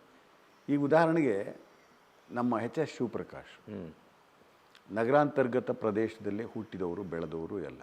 ಆದರೆ ಒಂದು ಭಾಷಿಕ ಸಂಪತ್ತನ್ನು ಹೇಗೆ ದಕ್ಕಿಸಿಕೊಂಡ ಅಂತನ್ನೋದಕ್ಕೆ ಹೆಚ್ಚು ವಚನಗಳನ್ನು ಓದ್ದ. ಜಾಗತಿಕ ಸಾಹಿತ್ಯವನ್ನು ಅದ್ಭುತವಾಗಿ ಓದ್ಕೊಂಡಿದ್ದಾನೆ. ಯಾಕೆಂದರೆ ಅವನ ವರ್ಸಟೈಲಿಟಿ ಇದೆಯಲ್ಲ, ನಮಗೆ ಸಾಧ್ಯವಿಲ್ಲದಿದ್ದು ಅವನದು, ಶಿವಪ್ರಕಾಶ್ದು. ಅಷ್ಟೇ ಮಟ್ಟಿಗೆ ನಮ್ಮ ಜಾನಪದನೂ ಕೂಡ ಓದಿದ್ದಾನೆ. ಮಲೆ ಮಹದೇಶ್ವರನಿಂದ ಹಿಡಿದು ಎಲ್ಲ ಜನಪದ ಮಹಾಕಾವ್ಯಗಳನ್ನು ಓದಿದ್ದಾನೆ. ಈ ಮುಖೇಣವಾಗಿ ಅವನಿಗೆ ನಮ್ಮ ಬಹುತ್ವ ಕನ್ನಡ ದತ್ತವಾಗಿದೆ, ಅದನ್ನು ಪ್ರಯೋಗಿಸ್ತಾನೆ. ಅವನ ಗ್ರಾಮೀಣ ಭಾಗದಿಂದ ಬರದೇ ಹೋದರೂ ಕೂಡ ಬರದೇ ಹೋದರೂ ಕೂಡ ಅದನ್ನು ಪ್ರಯೋಗಿಸ್ತಾನೆ. ಆದರೆ ಪ್ರಜ್ಞಾಪೂರ್ವಕವಾದ ಕಟ್ಟುವಿಕೆ ಅದು ನಮ್ಮದಿದೆಯಲ್ಲ, ಸಹಜವಾಗಿ ಅಯಾಚಿತವಾಗಿ ಬರುವಂಥದ್ದು ಅನಿಸೋದು ನನಗೆ. ಸರ್, ಕವಿತೆಗಳ ಹಾದಿ ನಿಲ್ಲೇ ಇಲ್ಲ. ನೀವು ಕವಿತೆಗಳನ್ನು ಬರಿತಾನೆ ಬಂದ್ರಿ. ಒಂದು ಪ್ರಸಂಗ, ಸಾಂದರ್ಭಿಕ, ಉದಾಹರಣೆಗೆ ನೀವು ನಮ್ಮ ಅಂದಾನಪ್ಪ ದೊಡ್ಡಮೇಟೆಯವ್ರ ಶತಮಾನೋತ್ಸವಕ್ಕೆ ಬಂದಿದ್ರಿ. ಹೌದು. ಕವಿಗೋಷ್ಠಿ ಅಧ್ಯಕ್ಷತೆಗೆ ಬಂದಾಗ ನೀವೇನು ಮಾಡಿದ್ರಿ ಅಂದರೆ ಅಂದಾನಪ್ಪನವರ ಚರಿತ್ರೆಯನ್ನು ಓದ್ಕೊಂಡು ದೊಡ್ಡಮೇಟೆ ಅಂದಾನಪ್ಪನವ್ರ ಬಗ್ಗೆನೇ ಒಂದು ಕವಿತೆಯನ್ನು ಬರ್ಕೊಂಡು ಬಂದ್ರಿ. ಅಂದರೆ ನಮ್ಮ ಬದುಕಿನ ಪ್ರತಿಯೊಂದು ಘಟನೆಯನ್ನು ಕಾವ್ಯವಾಗಿಸುವುದು ಒಬ್ಬ ಸೂಕ್ಷ್ಮ ಮನಸ್ಸಿನ ಸಾಮರ್ಥ್ಯ. ಅದನ್ನು ತಾವು ಹೆಂಗೆ ದುಡಿಸುವಂತ ಬಂದ್ರಿ? ನಾನು ದೊಡ್ಡಮೇಟಿಯವ್ರದ್ದು ಪ್ರಸ್ತಾಪ ಬಂದಿದ್ದರಿಂದ ನಾನು ಹೇಳ್ತಾ ಇದ್ದೀನಿ. ಯಾಕೆ ನನಗೆ ಕಾಡಿಸ್ತು ಅಂತಂದರೆ, ಅವ್ರ ಮಗ ಅಶೋಕ್ ದೊಡ್ಡಮೇಟಿ ಡಾಕ್ಟ್ರು. ನನ್ನನ್ನು ಚಂಪಾನ್ನು ಕೂಡ ಗದಗಿಗೆ ಕರ್ಕೊಂಡು ಹೋದರು. ಯಾಕೆ? ಅವರ ಅಪ್ಪನ ವಾರ್ಷಿಕ ಶತಮಾನೋತ್ಸವದ ಸಂದರ್ಭಕ್ಕೆ ಕರ್ಕೊಂಡೋಗಿದ್ದು. ವಿಚಿತ್ರ ಅಂದರೆ, ಆ ಶತಮಾನೋತ್ಸವದ ಸಮಾರೋಪ ಸಮಾರಂಭದಲ್ಲಿ ಅಶೋಕ್ ದೊಡ್ಡಮೇಟಿ ಮಾತಾಡ್ತಾ ನಮ್ಮಪ್ಪ ನನಗೆ ಇಲ್ಲಿ ಓಡಾಡಿದ ರೀತಿ ಕಾಣಿಸುತ್ತೆ ಅಂತ ಹೇಳ್ತಾ ಹಾಗೆ ಕುಸಿದು ಬಿದ್ದರು. ಹಾಗೆ ಕುಸಿದು ಬಿದ್ದು ಆಸ್ಪತ್ರೆಗೆ ತಗೊಂಡೋಗೋದ್ರೊಳಗೆ ಅಲ್ಲೇ ಹೋಗಿಬಿಟ್ಟಿದ್ರು. ಇದು ನನ್ನನ್ನು ಹೆಚ್ಚು ಕಾಡಿಸ್ತು. ಯಾಕೆ ಅಂತಂದರೆ, ಬೆಂಗಳೂರಿನಿಂದ ಗದಗಿಗೆ ನಾವು 3 ಜನನೂ ಜೊತೆಲೇ ಪ್ರಯಾಣ ಮಾಡಿದ್ವು. ಚಂಪಾ, ನಾನು, ಅಶೋಕ್ ದೊಡ್ಡಮೇಟಿಯವರು. ಅಪ್ಪನ ಬಗ್ಗೆ ಎಷ್ಟೆಲ್ಲ ಹೇಳ್ಕೊಂಡು ನಮ್ಮ ಹತ್ರ ಮನುಷ್ಯ ತೆರ್ಕೊಂಡ ಅಂತಂತಂದರೆ, ನನಗೆ ಇಷ್ಟೊಂದು ಎದೆಗೆ ತುಂಬಿಕೊಳ್ಳುವ ಒಂದು ಮನಸ್ಥಿತಿ. ನಮ್ಮನ್ನೇ ನಾವು ವಿಮರ್ಶಿಸ್ಕೊಳ್ಬೇಕು. ಸಂಬಂಧ ಅನ್ನೋದು ದೊಡ್ಡದು ಕಣ ಅಂತನ್ನುವ ಮಾತಿನ ಹಿನ್ನೆಲೆಯೊಳಗೆ ನಮ್ಮ ಅಪ್ಪ ಮತ್ತು ಅಮ್ಮಗಳ ಜೊತೆಗಿನ ಸಂಬಂಧ ಎಷ್ಟೇ ತೀವ್ರವಾಗಿದ್ದಿರಬಹುದು, ಆದರೆ ಆ ಮನುಷ್ಯ ಅದನ್ನು ವರ್ತಮಾನದೊಳಗೆ ಅನುಭವಿಸುತ್ತಿರುವ ಸ್ಥಿತಿ ಇದೆಯಲ್ಲ, ಅಪ್ಪನ ಕಳ್ಕೊಂಡು ಒಬ್ಬ ಡಾಕ್ಟ್ರಾಗಿ. ಇದು ಮತ್ತು ಆ ಸಾವು ನನ್ನನ್ನು ತುಂಬ ಘಾಸಿಗೊಳಿಸ್ತು, ಹೆಚ್ಚು ಚಿಂತಿತನನ್ನಾಗಿ ಮಾಡ್ತು. ಅದರ ಪರಿಣಾಮ ಆ ಪದ್ಯ ಬಂದಿತ್ತು, ಆ ಕವಿತೆ ಬರೆದಿತ್ತು. ನನ್ನ ಯಾವುದೇ ಕವಿತೆಯೂ ಕೂಡ ಕೇವಲ ಕಲ್ಪನೆಯೊಳಗೆ ಹುಟ್ಟಿರೋದಿಲ್ಲ. ಎಲ್ಲವೂ ಕೂಡ ನನ್ನ ಅನುಭವದ ದ್ರವ್ಯಗಳೇ ಹೊರತು ಬೇರೆ ಅಲ್ಲ. ಇವತ್ತೂ ಕೂಡ ನಾನು ಮೋದಿ ಬಗ್ಗೆ ಬರೆದ್ರೆ ಅಥವಾ ನಮ್ಮ ದೇಶದ ಸ್ಥಿತಿಗತಿಗಳ ಬಗ್ಗೆ ಬರೆದ್ರೆ ಅದ್ರ ಹಿಂದೆ ಒಂದು ನೋವಿದೆ. ಆ ನೋವನ್ನು ಅನುಭವಿಸದೆ ನಾನು ಬರೆಯೋದಕ್ಕೆ ಸಾಧ್ಯವೇ ಇಲ್ಲ. ಪ್ರತಿಕ್ರಿಯಾತ್ಮಕ ಅಂತನ್ನುವಂತೆ ಕಂಡರೂ ಕೂಡ ಅದರ ಆಳದೊಳಗಿರ್ತಕ್ಕಂಥ ನೋವು ಇದೆಯಲ್ಲ, ಆ ನೋವು ನನ್ನನ್ನು ಘಾಸಿಗೊಳಿಸಿರುತ್ತೆ. ಹಂಗಾಗಿ ಪದ್ಯ ಬರಿತೀನಿ. ಈಗಿನ ಸಂದರ್ಭಕ್ಕೆ ಎಮರ್ಜೆನ್ಸಿ ಚಿತ್ರಣ ಭಿನ್ನವಾಗಿ ಬಂತು ಭಾರತ ದೇಶದಲ್ಲಿ ಅಂತ ನೀವು ಭಾಳ ಸಲ ಹೇಳ್ಕೊಂಡಿದ್ದೀರಿ. ಆದರೆ ಅವ್ರು ಹೇಳ್ತಾರೆ, ನೀವೆಲ್ಲ ಕಾಂಗ್ರೆಸ್ ಪಕ್ಷದ ಫಲಾನುಭವಿಗಳು, ದೇಶವನ್ನು ಪ್ರಜಾಪ್ರಭುತ್ವವನ್ನು, ಚುನಾವಣಾ ಫಲಿತಾಂಶವನ್ನು ಗೌರವಿಸದೆ ಮಾತಾಡ್ದಂಗೆ ಆಗ್ತದೆ ಅಂತ ಹೇಳ್ತಾರೆ. ನಿಮ್ಮ ಕಳೆದ ಬಾರಿಯ ಸಂದರ್ಶನದ ಪ್ರತಿಕ್ರಿಯೆಯಲ್ಲಿ ನಾನು ನೋಡಿದ್ದೀನಿ ಸರ್. ಇದನ್ನು ತಾವು ಒಪ್ಕೊಳ್ತೀರಿ? ಒಪ್ಕೊಳ್ಳೋದಲ್ಲ. ಯಾಕೆ ಅಂತಂದರೆ ನಾನು ಯಾವತ್ತೂ ಯಾವುದೇ ಒಂದು ಪಕ್ಷದ ಸದಸ್ಯ ಅಲ್ಲ. ಪಕ್ಷ ರಾಜಕಾರಣದ ಒಂದು ಅಂತರವನ್ನು ನಾನು ಯಾವತ್ತೂ ಕೂಡ ಕಾಪಾಡ್ಕೊಂಡು ಬಂದಿರೋನು, ಇವತ್ತೂ ಕೂಡ ಇದರಲ್ಲಿ. ಜೊತೆಗೆ ತಪ್ಪಿದವರು ಯಾರೇ ಇದ್ದಾಗಲೂ ಕೂಡ ಪ್ರಶ್ನಿಸುವ ಒಂದು ನೈತಿಕ ಧೈರ್ಯವನ್ನು, ನೈತಿಕ ಅಧಿಕಾರವನ್ನು ಇವತ್ತು ಉಳಿಸ್ಕೊಂಡಿದ್ದೀನಿ. ಆ ಕಾರಣದಿಂದಲೇ ಈಗ ಈ ಸರ್ಕಾರ ಈಗ ಪ್ರಸ್ತುತ ಸನ್ನಿವೇಶದೊಳಗೆ ಶಿಕ್ಷಣದ ಅಧೋಗತಿಗೆ ಶಿಕ್ಷಣ ವ್ಯವಸ್ಥೆಯನ್ನು ತಳ್ತಾ ಇದೆ. ಇದ್ರ ಬಗ್ಗೆ ನಾವು ನೇರವಾಗಿ ಪ್ರಶ್ನಿಸ್ತಾ ಇದ್ದೀವಿ. ಈ ಉದಾಹರಣೆ 33 ಅಂಕದ್ದೇ ಇದೆ. SSLCನಲ್ಲಿ 20 ಅಂಕವನ್ನು ಇಂಟರ್ನಲ್ ಅಸೆಸ್ಮೆಂಟ್ ಅಂತಂದು ಮೇಸ್ಟ್ರುಗಳಿಗೆ ಕೊಟ್ಟಿರೋದು, ಇನ್ನು 13 ಅಂಕವನ್ನು ಹುಡುಗ ಹೆಂಗಾದರೂ ತಗೋಬೋದು, ಬರೆದು ಪಾಸ್ ಆಗ್ಬೋದು ಅಂತಂದು ಮಕ್ಕಳಲ್ಲಿ ಒಂದು ಕಾಂಪಿಟೇಟಿವ್ ಸ್ಪಿರಿಟ್ ಅಂತನ್ನೋದನ್ನು ಬೆಳೆಸದ ರೀತಿಯೊಳಗಿನ ಈ ಶಿಕ್ಷಣದ ಈ ದುರ್ಗತಿ ಇದೆಯಲ್ಲ, ಇದು ಇವ್ರಿಗೆ ಯಾಕೆ ಅರ್ಥವಾಗ್ತಾ ಇಲ್ಲ? ಇಲ್ಲ ಸರ್, ಅದು ನ್ಯಾಷನಲ್ ಪಾಲಿಸಿ, CBSE ICSE ಪಾಲಿಸಿನೇ ಹಂಗಿದೆ ಅಲ್ಲ ಸರ್? ಬೇಕಿಲ್ಲ. ಯಾಕೆ ಅಂತಂದರೆ ಅದ್ರ ಹಿಂದೆ ಒಂದು ಹುನ್ನಾರ ಇದೆ. ನಮ್ಮ ಹಳ್ಳಿಯ ಮಕ್ಕಳು ಉನ್ನತವಾದ ಹುದ್ದೆ, ಒಂದು ರೀತಿ ಆಂಬಿಷಸ್ ಆಗಿ ಬೆಳೆಯದೇ ಇರ್ತಕ್ಕಂಥ ರೀತಿಯೊಳಗೆ ಅವರು ಹಾದಿ ಬೀದಿಲಿ ಈ ಕೆಲಸಗಳನ್ನೇ ಮಾಡ್ಕೊಂಡಿರಲಿ, ಚಿಲ್ಲರೆ ಕೆಲಸಗಳನ್ನೇ ಮಾಡ್ಕೊಂಡಿರಲಿ. ಅವನು ಕಾಂಪಿಟೇಷನ್ ಮಾಡಿ ಭಾಳಷ್ಟು ಓದಿ ಏನೂ ಬೇಕಿಲ್ಲ. ಮತ್ತು ಸರ್ ಅದ್ರ ಪರಿಣಾಮ ಮೇಲ್ವರ್ಗದವ್ರ ಮಕ್ಕಳಿಗೆ ಆಗಂಗಿಲ್ಲ, ಅವರು ಈಸಿ ಗೋಯಿಂಗ್ ಆಗಿಬಿಡ್ತಾರೆ. ಈಸಿ ಗೋಯಿಂಗ್ ಆಗುತ್ತೆ ಅಂತಂದರೆ ಅವ್ರು ಜಾಣರಿರ್ತಾರೆ. ಅಲ್ಲ, ಅಕ್ಷರವಂಚಿತ ಕುಟುಂಬಗಳಿಂದ ಬಂದಿರತಕ್ಕಂಥ ಮಕ್ಕಳಿಗೂ, ಅಕ್ಷರಸ್ಥ ಕುಟುಂಬದಿಂದ ಬಂದಿರತಕ್ಕಂಥ ಮಕ್ಕಳಿಗೂ ಗೊತ್ತಾಗೋದಿಲ್ವಾ? ಇದರಲ್ಲೂ ವೈದಿಕತೆ ಹುನ್ನಾರ ಐತಂತೀರಿ ಸರ್ ನೀವು? ಸತ್ಯ ಅಂದರೆ ಸತ್ಯ ಇದು. ಯಾಕೆ ಅಂತಂತಂದರೆ ಎಲ್ಲರಿಗೂ ಅಲ್ಲ ಶಿಕ್ಷಣ ಅನ್ನುವ ರೀತಿಯಲ್ಲಿ ನಾನು ಇವತ್ತೂ ಕೂಡ ಯಾಕೆ ನಾನು ನೆಹರುವನ್ನು ಮೆಚ್ಕೊಳ್ತಾ ಇದ್ದೀನಿ ಅಂದರೆ 14% ಶಿಕ್ಷಣ ಪ್ರಮಾಣ ಇದ್ದದ್ದು ನಮಗೆ ನಮ್ಮ ಸ್ವಾತಂತ್ರ್ಯ ಬಂದಾಗ. ಅದಕ್ಕೋಸ್ಕರಲೇನೇ ಪಂಚವಾರ್ಷಿಕ ಯೋಜನೆಗಳನ್ನು ಹಾಕಿಕೊಂಡಂತೆ ನೆಹರು ಏನು ಮಾಡಿದರು? ಉಚಿತ ಶಿಕ್ಷಣ, ಕಡ್ಡಾಯ ಶಿಕ್ಷಣ. ನಮ್ಮೂರಲ್ಲಿ ಸ್ಕೂಲ್ ಕಟ್ಟಡನೇ ಇರಲಿಲ್ಲ. ದೇವಸ್ಥಾನದಲ್ಲಿ ನಾವೆಲ್ಲ ಪ್ರೈಮರಿ ಶಾಲೆ, ಗುಡಿ ಶಾಲೆ ಅಂತಿದ್ರು ಸರ್. ಗುಡಿ ಶಾಲೆ ಅಂತಲೇ ಅಲ್ಲಿ ಮೇಸ್ಟ್ರುಗಳು ಕಳಿಸೋರು. ಏನು ಮನೆ ಮುಂದೆ ಶಾಲೆ ತೆರೆದ್ರೆ ಮಕ್ಕಳು ಬರ್ತವೆ, ಓದ್ತವೆ ಅಂತನ್ನೋ ರೀತಿಯೊಳಗೆ ಉಚಿತ ಶಿಕ್ಷಣವನ್ನು ಕೊಟ್ಟರು. ಆಮೇಲೆ ಕಡ್ಡಾಯ ಶಿಕ್ಷಣ, ಜೊತೆಗೆ ಅನಕ್ಷರತೆಯನ್ನು ಹೋಗಲಾಡಿಸ್ಬೇಕು ಅಂತಂದರೆ ವಯಸ್ಕರ ಶಿಕ್ಷಣ ತಂದ್ರು ಅವರು. ಎಲ್ಲಿಗೆ ಮುಟ್ಟಿದೆ ರೀ ಈಗ? ಉಳ್ಳವರಿಗೆ ಶಿಕ್ಷಣ ಒಂದಾದರೆ ನೀವು ಗಮನಿಸ್ತಾ ಬನ್ನಿ, ಶಿಕ್ಷಣ ಅನ್ನೋದು ಉಚಿತ ಅಲ್ಲ, ವ್ಯಾಪಾರ, ಕಾಸ್ಟ್ಲಿ, ದುಬಾರಿ. ಇಂಥ ದುರ್ಗತಿಗೆ ತರಬಾರ್ದಾಗಿತ್ತು. ಪ್ರಜಾಪ್ರಭುತ್ವದ ವ್ಯವಸ್ಥೆಯೊಳಗೆ ಶಿಕ್ಷಣ, ಆರೋಗ್ಯ ಮತ್ತು ವಸತಿ, ಅನ್ನ, ಇಷ್ಟನ್ನೂ ಕೂಡ ಒಂದು ಆಡಳಿತ ವ್ಯವಸ್ಥೆಯ ಹೊಣೆ ಅದು. ಸರ್, ಉಚಿತವಾಗಿ ಕೊಟ್ಟರೆ ಭಿಕ್ಷೆ ಅಥವಾ ಅದನ್ನು ಸೋಮಾರಿಗಳನ್ನಾಗಿ ಮಾಡ್ತಾರೆ ಅನ್ನುವಂಥ ಭೈರಪ್ಪನವರ ವಾದವನ್ನು ಮತ್ತು ಯಾವ ಅರ್ಥದಲ್ಲಿ ವ್ಯಾಖ್ಯಾನಿಸ್ತೀರಿ? ಹೊಟ್ಟೆ ತುಂಬಿದವರಿಗೆ ಬಡವರ ಸಂಕಟ ಅರ್ಥವಾಗಲ್ಲ. ಬಡವರಿಗೆ ಕೊಟ್ಟಿದ್ದನ್ನು ಒಂದು ರೀತಿಯಲ್ಲಿ ಬಿಟ್ಟಿ ಅನ್ನೋ ರೀತಿಯಲ್ಲಿ ಕರೀತಾರೆ. ಕೋಟಿಗಟ್ಟಲೆ ಹಣವನ್ನು ಮಠಗಳಿಗೆ ಕೊಟ್ಟಾಗ ಇವ್ರು ಯಾಕೆ ಬಾಯಿ ಬಿಡಲಿಲ್ಲ? ಸಾವಿರಾರು ಕೋಟಿಗಳನ್ನು ಲೂಟಿ ಮಾಡ್ಕೊಂಡು ಈ ದೇಶಕ್ಕೆ ವಂಚನೆ ಮಾಡಿದಂತೆ ಬೇರೆಯವರೆಲ್ಲ ಬೇರೆ ದೇಶಗಳಿಗೆ ಹೋಗಿ ನಮ್ಮ ದೊಡ್ಡ ಶ್ರೀಮಂತರು ಉಣಿಸ್ಕೊಂಡಿರೋರು ಇದ್ದಾರಲ್ಲ, ಅವ್ರಗಳ ಬಗ್ಗೆ ಇವ್ರು ಯಾಕೆ ಮಾತಾಡಲಿಲ್ಲ?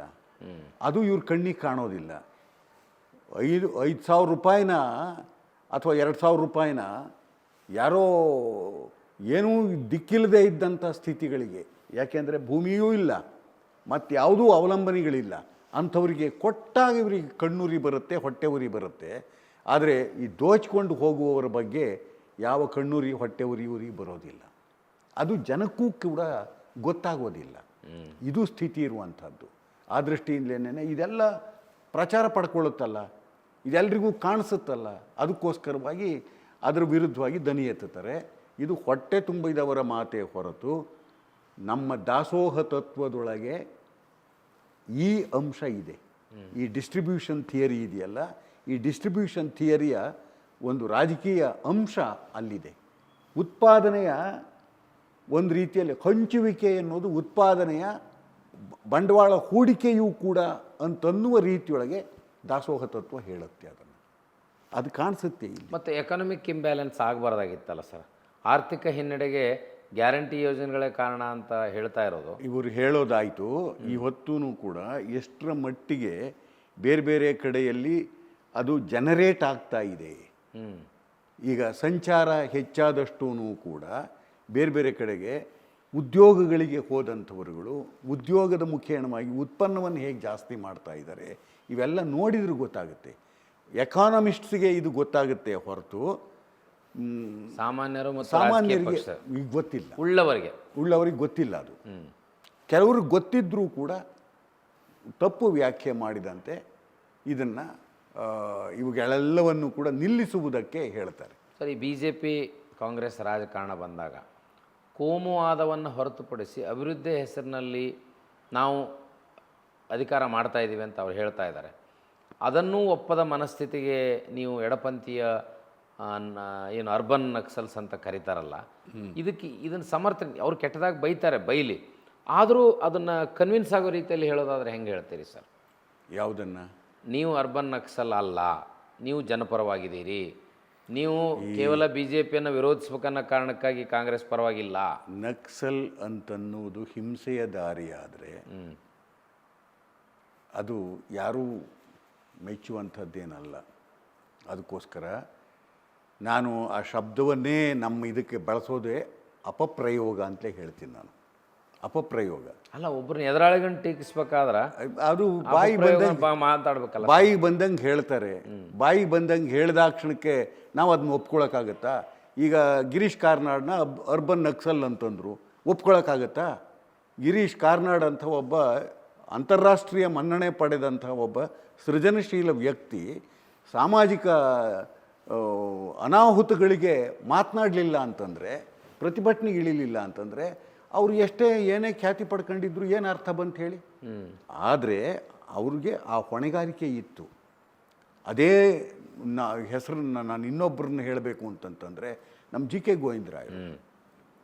ಗೋವಿಂದರಾಯರು ಯಾವ ಹೊತ್ತಿಗೂ ಕೂಡ ನನಗೆ ಬಸವ ಪ್ರಜ್ಞೆಯ ಮನಸ್ಸುಗಳು ಅಂತ ನಾನು ಅವು ಗೌರವಿಸ್ತೀನಿ.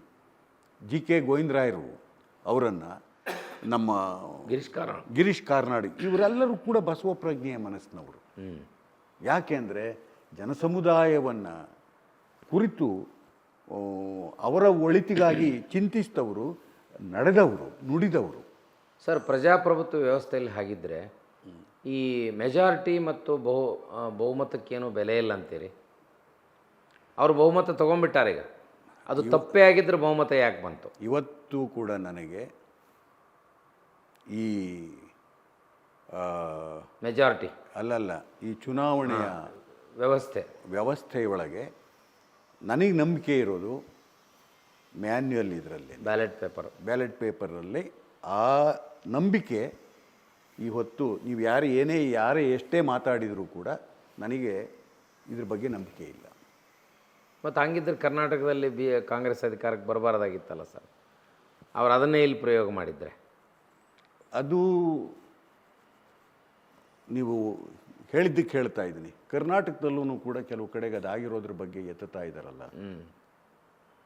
ಅವ್ರಿಗೆ ನಿರೀಕ್ಷಿತ ಆಯಿತೋ ಹೆಂಗೋ ಇಷ್ಟು ಮೆಜಾರಿಟಿ ಬರುತ್ತಂತ ಅಳಂದದ್ದನ್ನು ಹೇಳ್ತಾ ಇದ್ದಾರೆ. ಇದು ಏನೇ ಆಗಲಿ, ಈಗ ಬೇರೆ ದೇಶಗಳಲ್ಲಿ ಮುಂದುವರಿದ ರಾಷ್ಟ್ರಗಳು ಅನ್ನಿಸಿಕೊಂಡ ಕಡೆಯಲ್ಲಿಯೂ ಕೂಡ ಯಾಕೆ ಈ EVM ಬಳಸ್ತಾ ಇಲ್ಲ?